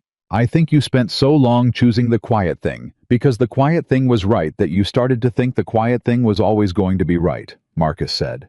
And now something loud is in front of you, and you're treating the loudness like a warning sign when it might just be what it is. A pause. Bigger. Caleb thought about that. I thought about Dr. Marsh saying the buildings you've saved will still be standing when everyone in this room has been forgotten. He thought about what that meant multiplied across 7 cities. He thought about how many buildings were being condemned right now in neighborhoods across this country this week, this month, because the financial model didn't support their survival, and there was nobody in the room arguing for them with both the knowledge of what they were worth and the resources to act on that knowledge. I thought about being that person in the room. "Marcus," he said, "if I do this, you're with me. You and the crew. New title, better pay. I'm not going without you." Another silence. Different quality this time. "Simone's gonna lose her mind," Marcus said quietly. "In the good way." Caleb almost smiled. "Get some sleep. I'll call you this week." "Caleb." Marcus's voice dropped. "You already know what you're going to do." "Yeah," Caleb said. "So why are you still driving around thinking about it?" "Because Sophie's asleep, and I need something to do for 4 hours." Marcus laughed. It was a full, real laugh, the kind that doesn't have any performance in it. "All right, man. Drive safe." "Night," Caleb said. He hung up. He drove for another 20 minutes in silence, and then he passed the sign for the rest area at mile marker 91, and he pulled off without planning to. He parked, turned off the engine, sat in the dark and the quiet. He reached for the card on the dashboard. He turned it over in his hands, the way he'd been turning it over all evening, not anxiously, just thinking through it, the way he turned problems over when he was working. When he stood in front of a building that needed saving, he didn't stand there anxiously. He stood there, and he looked at it, and he let what he knew accumulate until the right answer became obvious. He'd learned that process over years, standing in front of condemned structures that other people had written off, learning to read what they needed rather than what seemed easiest. He looked at the card. Victoria Harrington. 1 number. He thought about what she'd said on the phone. Sometimes you already know. I thought about his father, who had driven a truck for 30 years and been good at it, and come home every night and been a decent man and a present father, and had never once, as far as Caleb knew, regretted the quietness of the life he'd built. But he'd also told Caleb once when Caleb was about 16 and asking about ambition in the way teenagers ask about things they don't fully understand. Yet he'd said, "The mistake people make is thinking that choosing a big thing means abandoning the small ones. The real question is whether the big thing serves the same values as the small thing. If it does, it's not really a different choice. It's just a larger version of the same one." Caleb had been 16. He'd filed it away without fully understanding it. He understood it now. He put the card back on the dashboard. He started the truck. He drove the rest of the way home. He pulled into his parking space at 2:47 in the morning. The building was quiet. The hallway light was on when he got upstairs. Not the apartment hallway light. The light inside the apartment visible under the front door, which meant Sophie had left the kitchen light on for him, which she'd started doing when she was 7. Without ever explaining it, just began doing it one night when he'd come home late from a project, and it had been there ever since. He unlocked the door quietly. The kitchen light was on. The living room was dark. There were, as predicted, 3 books spread across the couch in positions that suggested someone had been reading all of them and fallen asleep mid-rotation. He checked on Sophie. She was asleep in this position she always slept on her side. One arm under the pillow, the other stretched across the mattress, reaching for something that wasn't there. She had her mother's hair and Caleb's stubborn jaw, and an expression in sleep that was completely her own. Not peaceful exactly, more like concentrated. Even asleep, she looked like she was working something out. He stood in the doorway for a moment. Then he went to the kitchen, drank a glass of water standing at the sink, and sat down at the table. He pulled out the card. He set it on the table in front of him. He looked at it for a long time. Then he picked up his phone and typed a message to Victoria's number.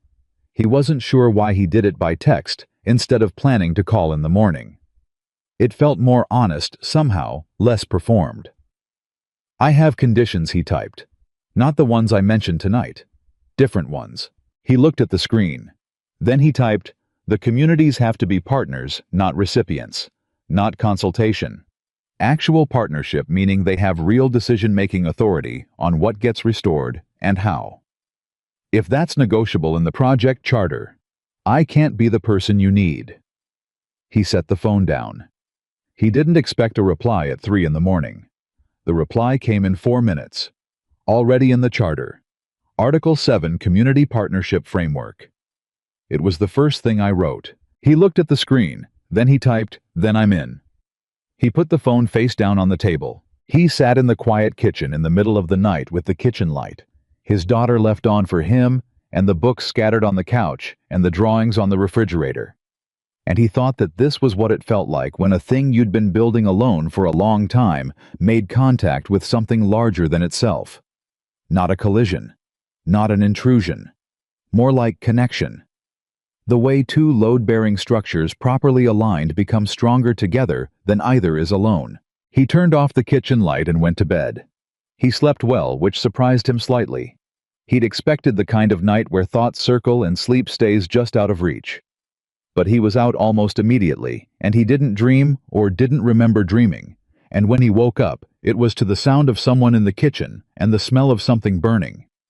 He was out of bed before he was fully awake. Sophie was standing at the stove with a look of intense concentration and a pan that contained what had once been eggs and was now approaching something more geological. "I'm making breakfast," she said without turning around. "Don't panic." "I'm not panicking," he said. "I'm assessing." "That's just panicking with better vocabulary." He stood beside her, looked at the pan, looked at her. "Can I help?" "No, I watched a video. It's a technique." "What technique involves eggs being that color?" "It's caramelized." "Eggs don't caramelize, Soph. These ones did." She turned to look at him. Her hair was half in a ponytail and half refusing the ponytail in the way it always did, and she was wearing the oversized Halbrook Theater t-shirt that Linda Deering had sent them after the opening extra large, obviously meant for an adult, which Sophie wore as a dress and refused to give up. She studied his face with the focused attention she applied to most things. "You look different," she said. "I drove 4 hours and slept 4 hours. No, not tired, different. Different. She turned back to the eggs with the decisive air of someone who has noted something and filed it for later. "Tell me everything." He sat down at the kitchen table. He'd been at this table a few hours ago looking at the card. The card was still there. He moved it slightly to the side without drawing attention to it. He told her, not everything at once. He circled through it, the way he'd circled through the drive home, finding the shape of the evening in the telling. He told her about arriving and the check-in table and Richard Holt's hand on his sleeve.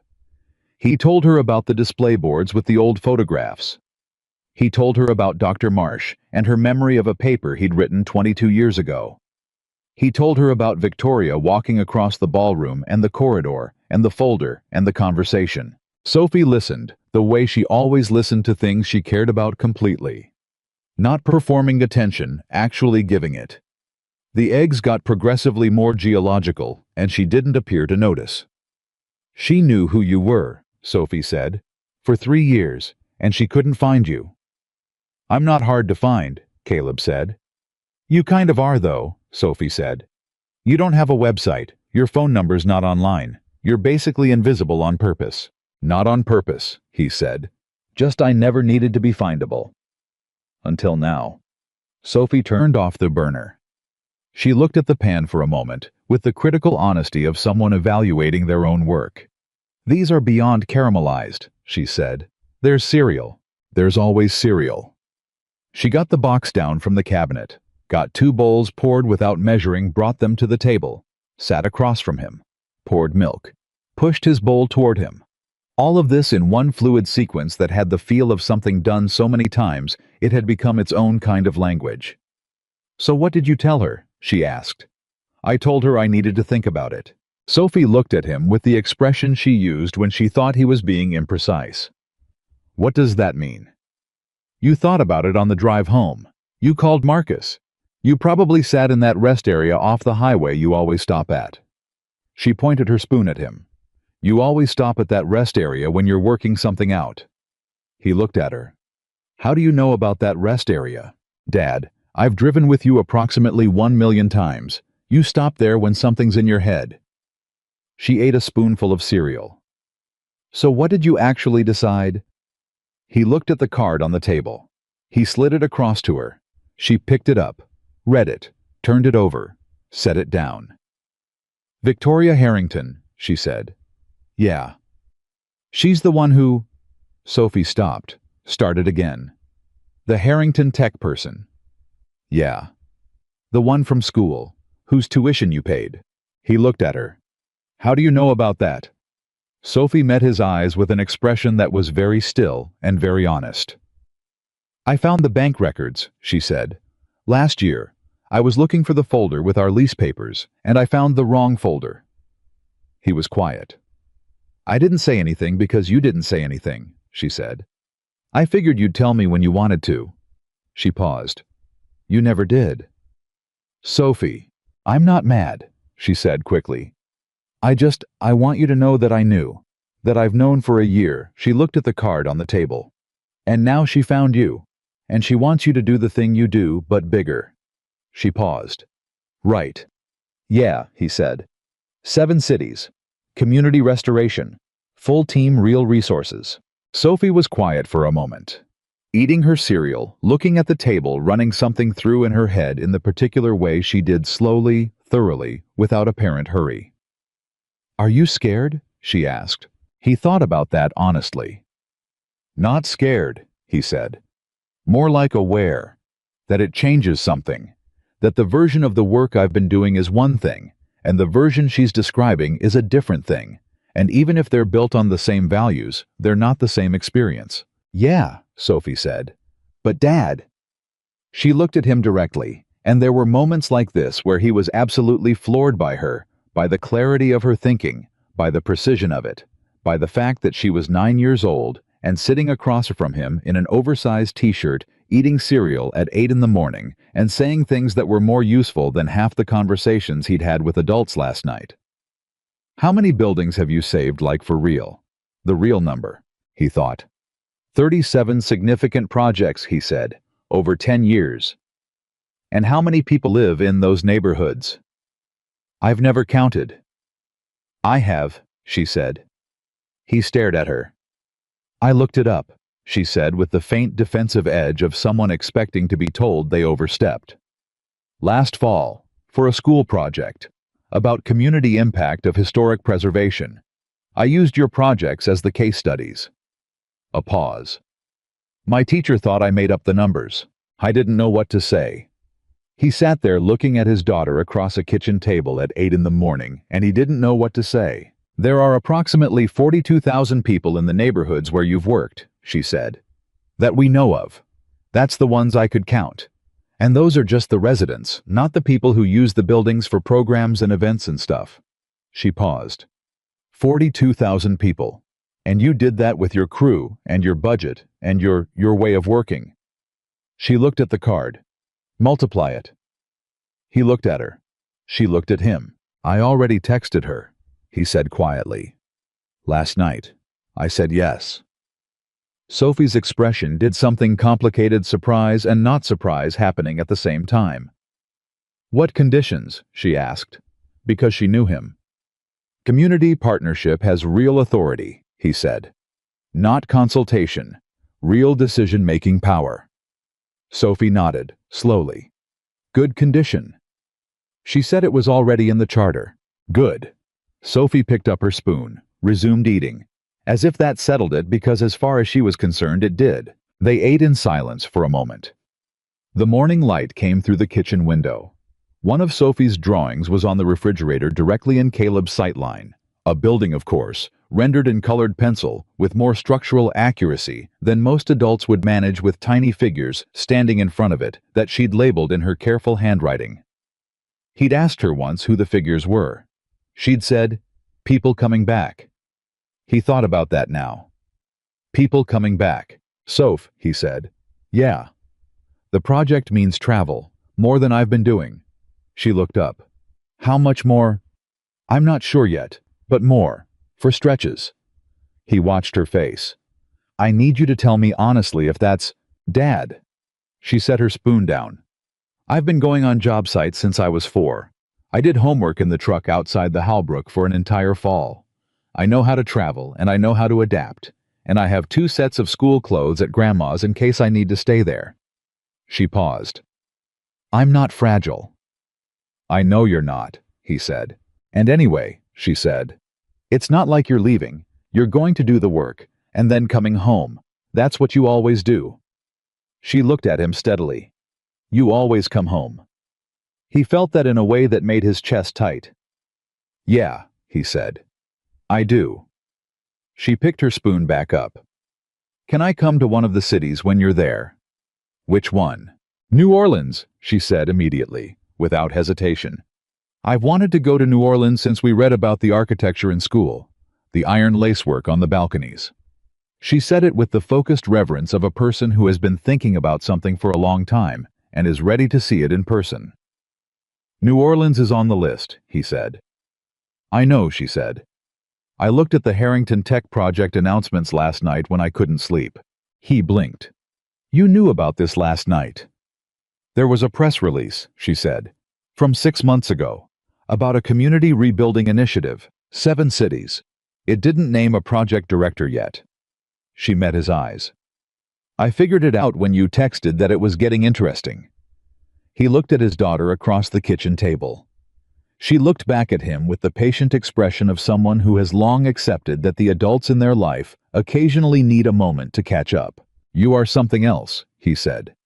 She smiled, small and real. I know. He shook his head slowly. He was going to have feelings about this moment later, probably at an inconvenient time on a job site or in a meeting or driving somewhere at night. He was going to have feelings about this child and this kitchen and this morning, and they were going to be the good kind. Eat your cereal, he said. She ate her cereal. He ate his. He called Victoria at 9 o'clock. She answered before the second ring. I didn't expect to hear from you until next week, she said. Based on what I know about how you process things. I drove 4 hours, he said. I had time. Fair. A pause. How are you feeling about it this morning? Good, he said, and he meant it. Not the performed good of someone who's made a decision and is committed to defending it. The actual good of clarity. I want to move fast on the community partnership pieces. That has to be established before anything structural gets touched. Before I even walk through the buildings with my crew, the communities need to be at the table first. Agreed, she said. And I need access to your full team, he said. Not reports, actual access. I need to know who I'm working with before I can tell you how to structure anything. I'll set up a meeting for Thursday, she said. Chicago, the whole project team. Bring the charter, he said. I want to read Article 7 myself. It'll be in your email by noon today. He thought about something. Can I ask you something? Yes. Article 7, he said. The Community Partnership Framework. How did you write it? Who told you that was the right approach? A pause. Not hesitation, consideration. Nobody told me, she said. I grew up in a neighborhood that got developed, she said. Not restored, developed. There's a difference. The buildings went away, and new ones came, and the people who'd been there for decades were priced out in 3 years. A pause. I know what it looks like when a community receives change instead of participating in it. I know what gets lost. A brief silence. The charter says what it says because I've been on the other side of what happens when it doesn't. Caleb was quiet. He thought about something his father had said once, driving past a neighborhood that had been gutted and rebuilt in the particular anonymous style of development that could be anywhere and therefore is nowhere. His father had said they took the memory out of it, not angrily, just noting it. With the quiet grief of someone who understands what that means. Victoria, he said. Yeah. I think we're going to build something good, he said. Another pause. When she spoke, her voice was a shade different from its usual register. Not softer exactly, more unguarded. I think so too, she said. I've thought so for 3 years. He almost said something further, and then didn't. Some things didn't need more words wrapped around them. "Thursday," he said. "Thursday," she said. He hung up. He put the phone on the table. Sophie was in the living room now, reorganizing the books she'd left on the couch, doing it by some system he could never quite identify, not alphabetical, not by color, something more instinctive than either. "Thursday I have a meeting in Chicago," he said. "School's off Thursday," she said without looking up. "Teacher workday." He looked at her. "You want to come?" She looked up from the books. Her expression was doing the complicated thing again, the surprise and not surprise. "To a meeting," she said. "You already know the project better than I do," he said. "And you've been doing my research without telling me for a year. You may as well sit in the room." Sophie looked at him for a moment. Then she said, "I'll need to print something." "What?" "I made a map," she said, "of the 7 cities, with the historic preservation sites in each one that are currently at risk. I was going to show you eventually. I may as well bring it to the meeting." He stared at her. "Dad," she said patiently, "it's a good map." He sat down on the couch next to the reorganizing project. He sat there for a moment. Then he said, "Sophie." "Yeah." "When I was at the reunion last night," he said, "someone asked me what my greatest achievement was." She looked at him. "What did you say?" "I didn't say anything," he said. "But I knew the answer." She held very still. "You," he said. "It's you. Everything else I've built, the buildings, the projects, the work, all of it is something I'm proud of. But you are the thing I look at and think, I did that right. You are the version of everything I believe about how a person should be that actually exists in the world." He paused. "You're 9 years old, and you made a map of at-risk historic preservation sites in 7 cities because you wanted to understand what your father was going to be asked to do. That's not normal, Sophie. That's remarkable." Sophie looked at him with eyes that were very bright and very steady. "I learned it from somewhere," she said. He nodded. "Once. Slowly." She reached over and put her hand on his arm for exactly 1 second, her version of a hug when she was trying to stay composed, and then went back to the books. He sat beside her for a while. The morning moved around them. Outside, the city was doing what cities do, the muffled sounds of it, the life of it, the particular noise of a Saturday morning, in a neighborhood where families were waking up and going about the ordinary, remarkable business of their lives. He thought about 42,000 people in 37 neighborhoods. He thought about what those numbers became multiplied across 7 cities. I thought about buildings that held memory for communities that needed the memory held. About walls that remembered things. About the difference between development and restoration. The difference between imposing a new thing and recovering what was always there. He thought about a 22-year-old girl on a bench outside a financial aid office doing the arithmetic of an impossible situation. He thought about what it meant to change someone's arithmetic. I thought about all the buildings in this country right now that were being condemned or sold or demolished because nobody in the room had both the knowledge of what they were worth and the will to act on it. He thought about Thursday. He thought about New Orleans and iron lacework on balconies and a 9-year-old who had made a map. He picked up one of Sophie's books from the pile she was sorting through, turned it over, put it back. "What system are you using?" he asked. "For the books." She didn't look up. "Emotional order," she said. "What does that mean?" "The books I need most are closest," she said. "Not the ones I love most. The ones I need most. There's a difference." He looked at the pile, looked at her. "Yeah," he said. "There is." She finally looked up at him. "Are you nervous?" she asked. "About Thursday. About all of it." He thought about it. He thought about the road at midnight, lit 100 feet at a time. About trusting that the road was still there beyond the headlights. About the moment you stop running the math and just do the thing. "No," he said. She studied him. "Good nervous or actually not nervous?" "Actually not nervous," he said. "For the first time in a long time, I know exactly what the work is. I know why it matters. I know who I'm doing it with." He paused. "That's not a feeling that leaves a lot of room for nervous." Sophie looked at him with an expression he'd seen before, not often, but sometimes in moments when something clicked for her. The expression of a person who has received information that is going to reorganize other information around it. "Okay," she said. She went back to the books. He sat beside her in the quiet of the morning, and outside the city went about its life. And somewhere in Chicago, a team was preparing for Thursday, and somewhere in 7 cities buildings were waiting to be found by someone who could see what they were meant to be. And for the first time in a long time, the quiet didn't feel like something he was choosing instead of something else. It felt like the stillness before work begins. The good kind.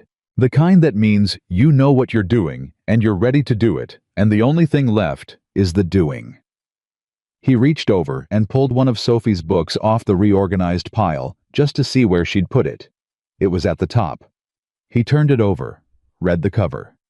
It was a book about architecture, old buildings, the kind that last. He put it back exactly where she'd placed it. "Good system," he said. "I know," she said.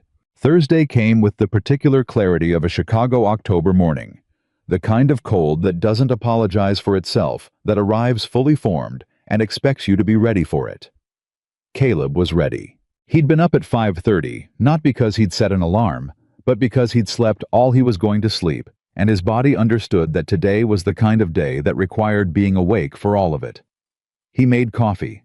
He stood at the kitchen window and drank it, looking out at the street below, watching the neighborhood rouse itself. The man who walked his dog at the same time every morning. The woman from the 3rd floor who always left for work 20 minutes before anyone else on the block.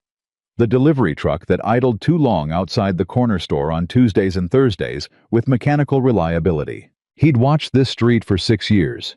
He knew its rhythms the way he knew the structural patterns of old buildings, not from study, from presence. From paying attention over time. Sophie appeared in the kitchen at 6:45 dressed and carrying her backpack and the rolled-up map she'd printed the night before, which she'd secured with a rubber band and labeled in her careful handwriting, Harrington Initiative Priority Sites by City. She set it on the table and poured herself cereal without comment, because in Sophie's world, being prepared was not something that required announcement. "You labeled it," Caleb said. "Maps should be labeled," she said. He looked at it. "Can I see it?" She slid it across without putting down her spoon. He unrolled it on the table, holding both ends down with his coffee mug and a book she'd left on the table edge. It was a real map, not a child's approximation of one. She'd pulled topographical data and overlaid it with zoning information and historical preservation registry status for each of the 7 cities, marking at-risk structures in red and recently restored ones in blue, and the ones that were in the gray zone could go either way, depending on whether anyone with resources showed up in yellow. There were notes in the margins. Small, precise, researched notes about specific buildings. Population data. Community organization contacts she'd apparently found through some combination of internet research and what appeared to be direct email inquiry. He looked up at her. She was eating her cereal with the focused neutrality of someone who is aware they've done something impressive and is choosing not to make anything of it. "Sophie," he said. "Yeah." "How long did this take you?" "Since September," she said. "Of this year. Of last year." He put the map down. He looked at his daughter. "I wanted to understand what you were doing," she said simply. "All of it. Not just the buildings I could see from the truck. The whole picture." She paused. "And then the Harrington press release came out in March, and I thought that's it. That's the thing. That's what Dad's work connects to, if someone gives it room to connect." She met his eyes. "I just didn't know how to tell you without it sounding like I was pushing." "You weren't pushing," he said. "I know," she said. "But you have this thing where you don't like when people tell you what direction to go. You like to find it yourself." He was quiet. "I got it from you," she said. Not accusingly, just accurately. He rolled the map back up carefully, the way you handle something that matters. "Can I take this today? To the meeting?" She looked at him with an expression that said she had of course printed it specifically for this purpose. "That's why I labeled it," she said. "Stunning." The Harrington Technology offices occupied 4 floors of a building in the West Loop that had in a previous life been a printing facility. The original brick exterior preserved the industrial bones, visible in the interior ceiling structure. The kind of conversion that Caleb immediately respected on sight, because whoever had overseen it had understood that the history of the building was an asset, not an obstacle. He noticed that. He noticed it and filed it away as information about Victoria, about what she valued about the alignment between what she said and what she'd actually built her world around. Sophie noticed it too. She stood in the lobby and looked up at the preserved ceiling structure with the expression she'd had on the sidewalk outside the Palmer Street Theater that transfixed reading what it was meant to be quality. "Good bones," she said quietly. "Yeah," Caleb said. They were met in the lobby by a man named James, who had the efficient warmth of someone who was very good at his job and knew it without needing to signal it. He was Victoria's chief of staff, he explained, and he'd been briefed on the meeting. He looked at Sophie with the brief recalibration of someone who had not expected a 9-year-old and was determining how to adjust. Sophie extended her hand. "Sophie Whitmore," she said. "I have a map." James shook her hand with complete seriousness. "James Okafor. I look forward to seeing it." They rode the elevator to the 14th floor. The meeting room was already occupied when they arrived. 6 people around a table: architects, urban planners, a community liaison specialist, a nonprofit finance director. All of them with folders and laptops and the focused energy of people who had been working on something for a long time and were finally in the room where it became real. They looked at Caleb. They looked at Sophie. Victoria was at the head of the table. She stood when they came in, which surprised Caleb slightly, not because it was unusual, but because it was genuine. The gesture of someone who respected the person walking through the door. "Caleb," she said, and then to Sophie, "You must be Sophie." Sophie looked at her with the clear-eyed assessment she applied to people she was meeting for the first time and forming opinions about. "You're shorter than I thought you'd be," she said. A half-second of absolute silence. Then Victoria laughed. A real laugh, the same one she'd given Caleb in the corridor at the reunion, the one with no performance in it. "I get that a lot," she said. "My dad is tall," Sophie explained. "Most of his friends are tall. It adjusts my calibration." "Perfectly reasonable," Victoria said. She gestured to the table. "Sit wherever you'd like." Caleb sat. Sophie sat beside him, set her backpack on the floor, placed the rolled map on the table in front of her, and folded her hands on top of it with the composed readiness of someone who has been in professional meetings her whole life, which she essentially had been. The 6 people around the table watched this with varying degrees of visible curiosity. "Before we get into the framework," Caleb said, looking around the table, "I want to know who everyone is, not your titles, who you are. What drew you to this work specifically? What you've done before that you're proud of, and what you've done that didn't work the way you intended." A pause. The woman across from him, the community liaison specialist according to the placard, looked at him with an expression that recalibrated slightly, as if she'd prepared for a different kind of opening. "I'll go first," Caleb said. "I'm Caleb Whitmore. I've been doing historic restoration for 10 years, mostly in the Midwest, all community-focused, none of it famous. I've saved 37 buildings. I've made mistakes on about a third of them, not structural mistakes, relational ones. Times when I moved faster than the community needed me to move, or made decisions that should have been theirs. I'm here because I've learned from those mistakes, and because I think this initiative structured correctly can do something that individual projects can't." He paused. "That's me. Who are you?" The room shifted, not dramatically, but perceptibly. The way a room shifts when it understands what kind of meeting it's actually in. They went around the table.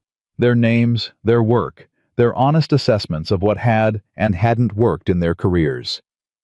By the end of it, 40 minutes had passed, and Caleb had a much clearer picture of who he was working with than any resume would have given him. What he found was better than he'd expected. The architect, a woman named Priya, who'd spent 7 years in New Orleans, post-Katrina reconstruction, had the specific knowledge of community trauma that comes only from working inside it. The urban planner, a man named Deshawn, who'd grown up in one of Baltimore's most distressed neighborhoods, had the kind of ground-level understanding of what communities actually needed, as opposed to what developers assumed they needed, that couldn't be acquired from outside. The nonprofit finance director, a woman named Carol, had structured funding models for 17 community preservation projects and knew exactly which approaches collapsed under pressure and which ones held. These were not people assembled for optics. These were people assembled because they knew things. He looked at Victoria across the table. She met his eyes. He gave her the smallest nod. She received it without expression, but something in her settled. Article 7, Caleb said, opening his copy of the charter. Let's start here. They worked for 4 hours. Real work, not the kind of meeting where decisions get made later by smaller groups in different rooms, but the kind where the actual framework gets built in real time in the room, with everyone's knowledge contributing to the structure. Caleb drove it the way he drove job sites, directly, without ceremony, with complete intolerance for vagueness. When someone said, "We'll handle the community engagement piece," he asked what that meant specifically, who was responsible, what the timeline was, what the decision-making authority looked like. When the answer was unclear, they worked it out until it wasn't. Sophie sat beside him and didn't speak for the first 2 hours. Then Deshawn, the urban planner, put up a map of Baltimore's community structure on the screen and started talking about a specific neighborhood on the city's east side where 2 historic structures had been lost in the past 18 months to what he described as preventable demolition buildings that were viable but fell through the cracks of the assessment process. Sophie looked at the map. "That's Eager Street," she said. Deshawn stopped. He looked at her. Everyone at the table looked at her. "The Eager Street corridor," she said with the careful tone of someone double-checking their own knowledge against the map on the screen. The 2 buildings that were demolished, one was the 1887 row house block at 1423, and one was the former Stonewall Community Hall at the corner of Federal. She paused. The community hall had a structural assessment done in 2021 that found the foundation was repairable. The demolition happened 18 months later, which means the assessment was done, and then nothing happened for 18 months, and then it was too late. Deshawn was looking at her with an expression that had passed through surprise and was arriving somewhere on the far side of it. "Where did you?" he started. "Maryland Historical Trust Public Records," she said. "And the Baltimore City Department of Housing Demolition Permits database." She paused. "I have it on the map." She unrolled her map on the table. The room leaned in. Caleb watched the 6 people around the table look at what his 9-year-old daughter had built over 14 months in her spare time, and he watched their expressions move through various versions of the same recalibration. Not condescension, adjusting upward. They were past that within the first 30 seconds of looking at it. Something more like recognition. The recognition of people who know careful work when they see it and are encountering it in an unexpected form. "Is this?" Priya leaned closer. "These yellow markers. What's the classification system?" "At-risk structures with viable restoration windows," Sophie said. "Meaning the structural assessment data, where it exists, suggests the building is repairable, but the window is closing based on current condition reports and development pressure in the area." She pointed to a cluster of yellow markers in New Orleans. "These are the ones I'd prioritize. The Iron Lacework District. 3 of these buildings have had no official assessment in over 8 years, and the neighborhood's development pressure index has gone up 40% since 2020. "How did you calculate the development pressure index?" Carol asked. Sophie looked at her. "Property transaction, data zoning variance applications, business license changes and rental price shifts over a 5-year rolling window," she said. "It's not a standard metric. I built it." Carol looked at Caleb. Caleb looked back at her with an expression that said, "I know. She's mine. I have the same reaction every day." Victoria was watching all of this from the head of the table with an expression that was quiet and still and very, very focused. "Sophie," she said. Sophie looked at her. "Would you be willing to share this data with our team? The full data set, the methodology." "Yes," Sophie said. "I'd want to be part of how it gets used, though, to make sure the methodology is applied correctly." A pause. "The development pressure index especially. It's easy to misread if you don't understand what each variable is weighted for." "Done," Victoria said. Victoria, Caleb said. Yeah. She's 9. I know. Victoria looked at him. Do you want me to pretend the work isn't what it is because of her age? He looked at his daughter. Sophie was already carefully re-rolling the map, satisfied with the exchange moving forward. No, no, he said. Good, Victoria said. They broke for lunch at noon. Someone had arranged food in the adjoining room. Real food, the kind that suggested someone on the team, understood that people who work think better when they're actually fed rather than performatively offered catering. Sophie claimed a corner of the table and ate methodically while reading something on her phone, which Caleb recognized as her processing mode. She'd taken in a lot in the last 4 hours and was reorganizing it internally and needed quiet to do it. Victoria appeared beside Caleb at the food table. She's extraordinary, Victoria said quietly. Don't tell her, Caleb said. She already knows, and the last thing she needs is external confirmation making her self-conscious about it. Victoria glanced at Sophie across the room. You've raised her to be completely herself.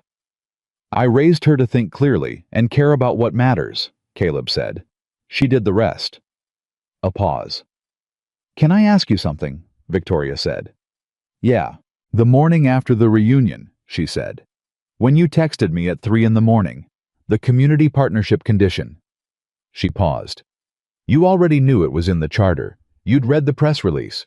You told me Sophie had read the press release. You knew. He looked at her. So why did you text it as a condition? She asked. What were you actually testing? He was quiet for a moment. I needed to know if your first instinct was to defend the charter or to reaffirm the value behind it, he said. If you'd said, yes, it's already covered, it's in Article 7. That's a legal answer. An administrative answer. It would have told me you were protecting the document. He paused. You said it was the first thing I wrote. That's a different answer. That's a values answer. That's someone telling me why the thing exists, not just that it exists. Victoria looked at him steadily. That's what I was testing, he said. She was quiet for a moment. Caleb, she said, I want to tell you something, and I need you to hear it as information, not as... She paused. Not as something you have to respond to. All right. When I was 22 years old sitting on that bench, she said, I had already made a decision. I'd already decided in the 2 hours I spent on the floor of my apartment that I was going to leave. Take the leave of absence. Go home. Maybe come back someday, but probably not. She paused. And then you sat down next to me, and you asked if I was okay. And I said yes, and you didn't believe me, and you asked again. And I told you some of it. Caleb remembered. The bench, the late afternoon light, the financial aid office door behind her. You didn't try to fix it immediately, she said. You didn't immediately offer solutions, or suggestions, or perspective. You just listened to it. You let me say what it was, and you sat with it. A pause. And then 2 days later, the transfer happened. But here's the thing, even before the transfer, something shifted. Because someone had sat next to me and listened, and believed that what I was experiencing was real and serious. That by itself changed something. She paused. The money saved my degree. But you actually saved me before that, at the bench. Caleb stood still. I wanted you to know that, she said. Not because it changes anything about the project or the partnership, just because you should know. He didn't speak for a moment. He thought about that afternoon. How he'd almost walked past her. How he'd been in a hurry headed to the library, some deadline, something that had felt urgent, and he no longer remembered. How he'd slowed down because something in her posture had caught him. Not distress. She wasn't visibly distressed. Just the stillness of someone who has run out of options and is sitting very quietly with that fact. He'd slowed down. He'd sat. I almost didn't stop, he said. I know, she said. Most people didn't. He looked at the food on the table in front of him without seeing it. Victoria, he said. Yeah. I'm glad I stopped. She looked at him. For you, he said. Obviously for what it became, and what you built, and what you're building now. But also, just for you. For the person sitting on that bench who had done everything right and hit a wall that had nothing to do with how hard she'd worked. He paused. Nobody deserves that. Nobody should have to sit there and do that arithmetic alone. She held very still. That's why this project matters, he said. Not the buildings. The buildings are the vehicle. What matters is that in 7 cities right now, there are people who have done everything right and hit walls that have nothing to do with their effort. And we're going to show up and sit down and change their arithmetic. He paused. That's the work. Victoria looked at him for a long moment. Then she said very quietly, "Then let's do the work." They went back to the table. They worked for 3 more hours. By the time they finished, the framework had moved from document to plan. Specific. Detailed. Each city with its own timeline, its own community, liaison structure, its own priority site list, and in the margin of the Chicago section. In careful pencil, someone had written, "See Sophie W. map," with an arrow pointing to a note about the development pressure index methodology. Deshawn had written it. He'd done it without comment, just written it, and kept going. Caleb had seen it and not said anything. Some things didn't require comment. The meeting ended at 4:30. People gathered folders and laptops, exchanged information, broke into smaller conversations that would continue into the evening. The particular energy of a group that has spent a day doing real work, tired and energized. At the same time, the specific combination that means something was actually built. Priya stopped by Caleb's chair on her way out. "The Halbrook Theater," she said. "I've read the case study 3 times. The plasterwork restoration under the original paint layers. The approach you used, I've been trying to adapt it for a project in Tremé. Can I send you some photographs?" "Send them," he said. "I'll look at them this week." She nodded, and something in her expression was simply the recognition of one person who knows what they're doing to another. Carol stopped next. "The funding structure for Detroit is going to need a creative approach," she said. "The municipal partnership component has some complications. Can we find an hour before next week?" "Monday morning," he said. 7 a.m. "I'm an early starter." She smiled. "So am I." Deshawn was last. He stopped in front of Caleb and didn't say anything for a moment, just looked at him with the particular expression of someone who has decided to say something real instead of something convenient. "I grew up in Cherry Hill," Deshawn said. "South Baltimore, about 6 blocks from the Eager Street corridor your daughter was talking about." He paused. "The Stonewall Community Hall, the one that got demolished." Caleb waited. "My grandmother used to take me there on Saturday mornings," Deshawn said. "Community breakfast, every Saturday for 12 years. The building smelled like coffee and old wood, and that specific way old buildings smell when they've been full of people for a long time." He paused. "When it came down, I drove past the lot, and I just sat there. Just sat in my car and looked at where it had been." "I'm sorry," Caleb said. "I wanted you to know why I'm here," Deshawn said. "Not the resume version, the real version." He paused. "That's the building I'm working to prevent. Every time. Every city. Every project." He put out his hand. "I'm glad you're doing this." Caleb shook it. "I'm glad you are too." Deshawn left. Sophie appeared at Caleb's elbow, backpack on MapTube under her arm ready. "Good meeting," she said. "Yeah," Caleb said. "Deshawn is going to be important," she said. "I know. Priya too. I know." Carol knows things nobody else in the room knows about how money actually moves through nonprofit structures, Sophie said. She was correcting things in her head while other people were talking. You could see it. Caleb looked at her. "You noticed that." She kept making small notes in the margin and then crossing them out, Sophie said. "That's someone with a different answer who's being polite about having it." She paused.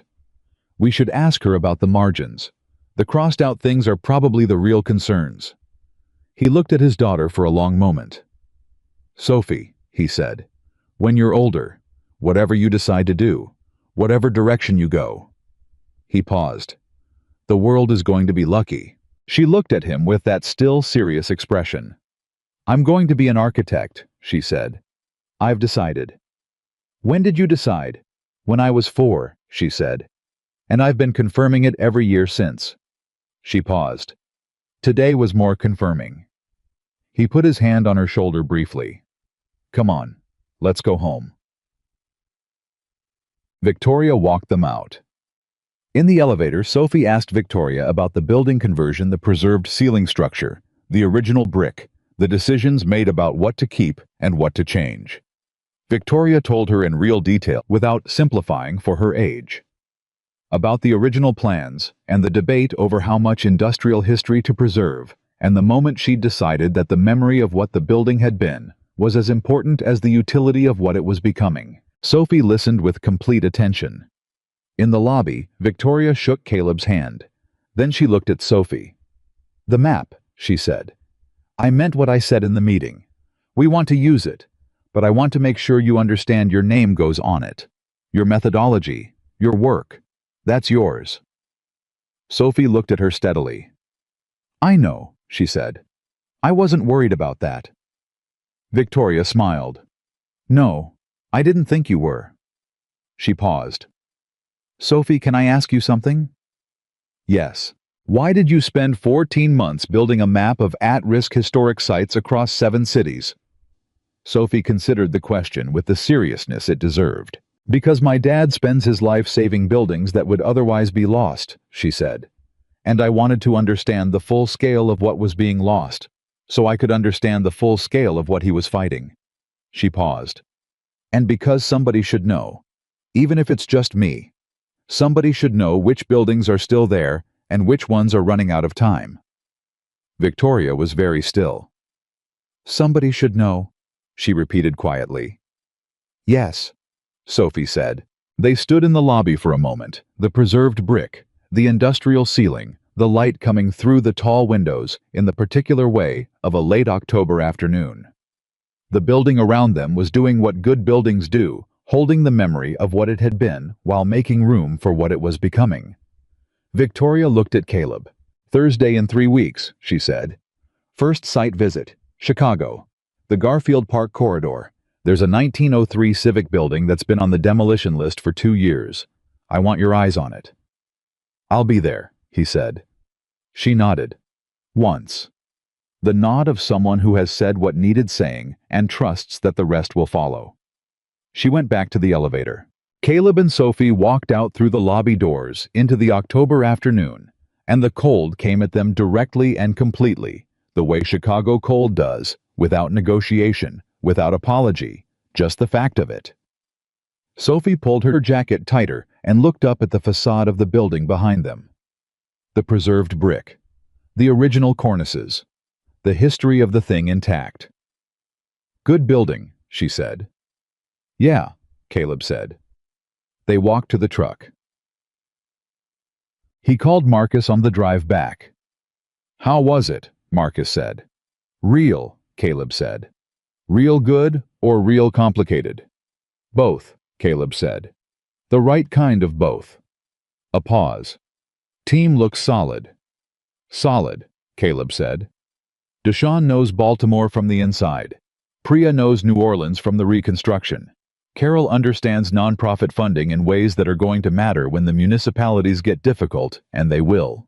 He paused. "You're going to like them." "When do I meet them?" "I'm going to set up a full crew meeting before the first site visit," Caleb said. 3 weeks, Chicago, Garfield Park." "I'll be there," Marcus said. "Simone's going to have the baby by then, so I'll need a reason to get out of the house before I drive everyone crazy." Caleb almost smiled.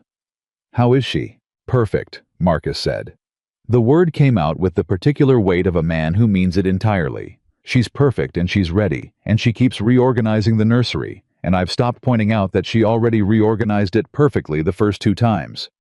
Smart strategy." "I've learned some things in 7 years of marriage," Marcus said. In the passenger seat. Sophie was looking out the window at the city moving past her map tube in her lap, her expression, the particular distant quality of someone running through things in their head. Caleb watched her in his peripheral vision, the set of her jaw, the way she held the map, like it was something that mattered. "Marcus," Caleb said. "Sophie's going to be involved in the data analysis side of the project, the at-risk site prioritization." A brief silence. "The 9-year-old," Marcus said. "She built the priority site map. It's better than anything the existing team had. Deshaun confirmed it in the meeting." Another silence. "Caleb," Marcus said.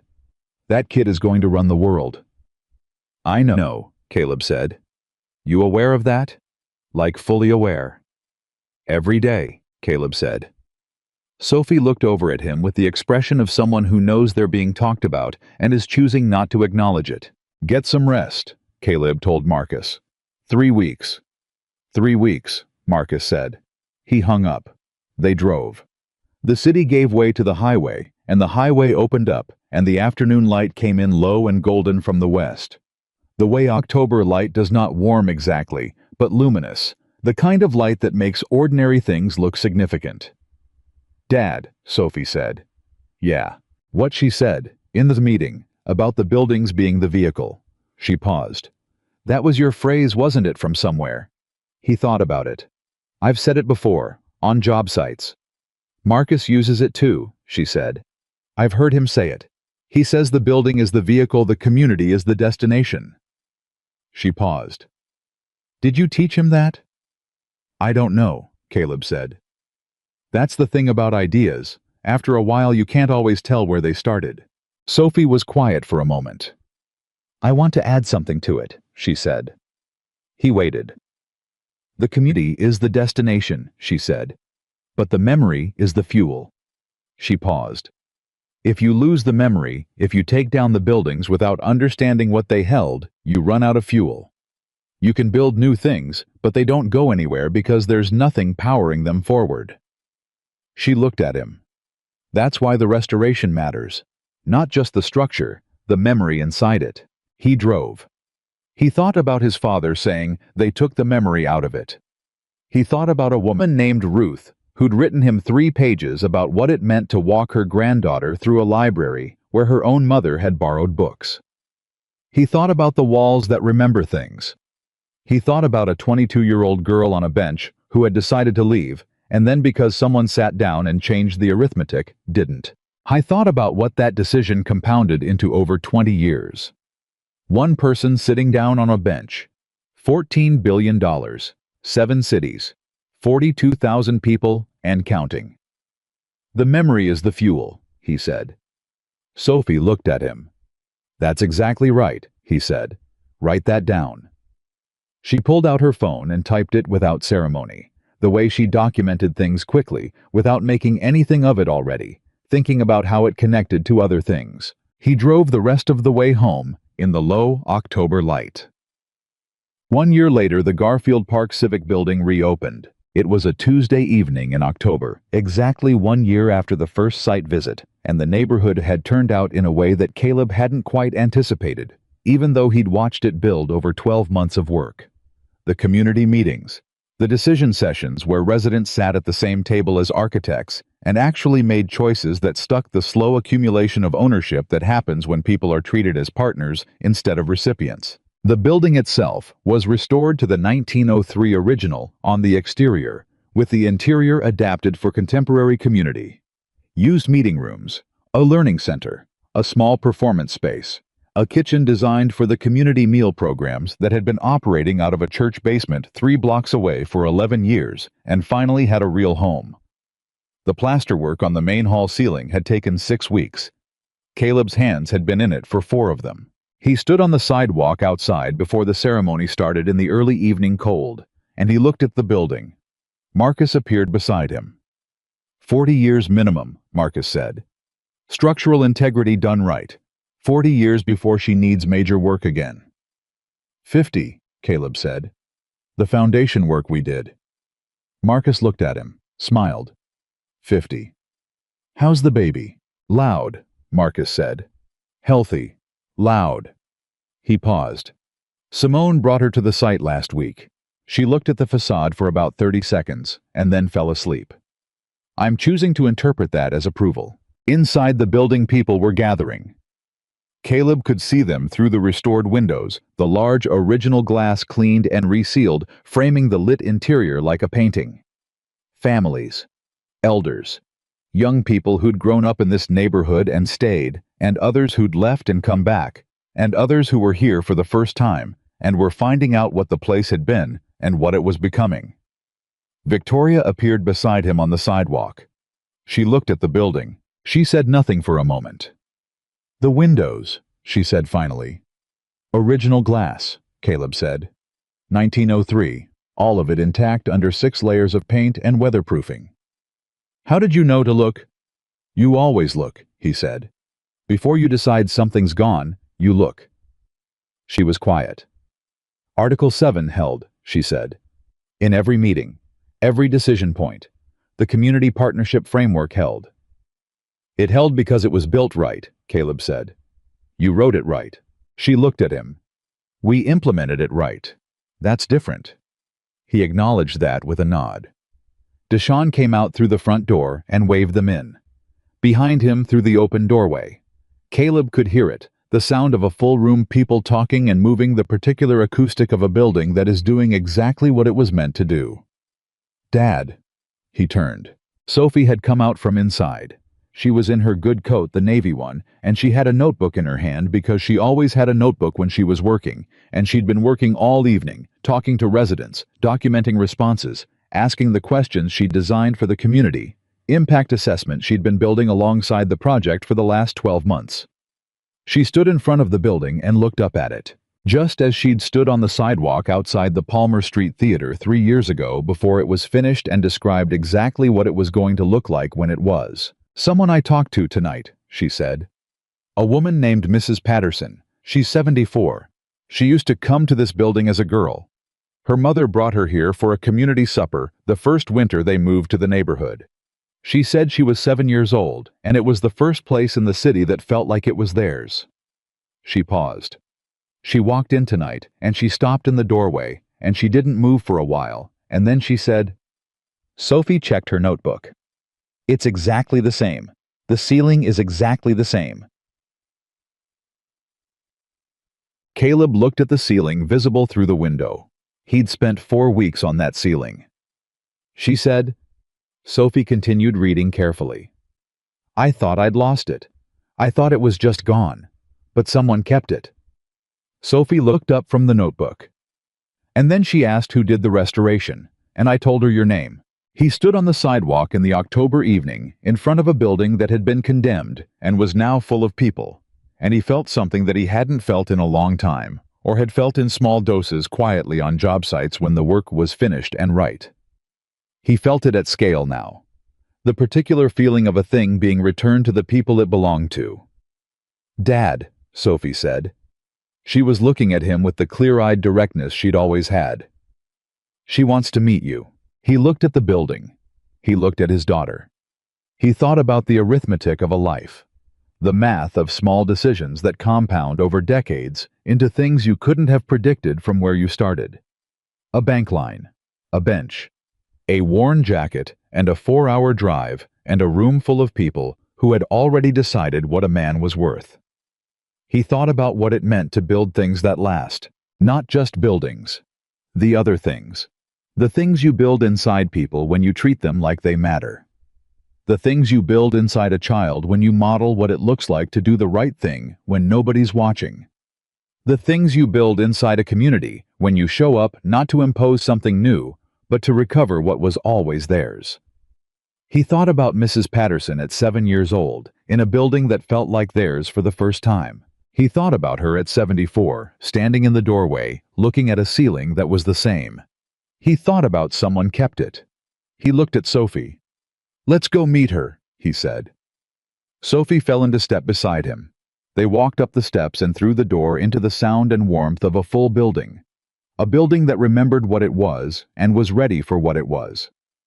Becoming a building that stood because someone had believed it was worth saving when no one else would. The door closed behind them.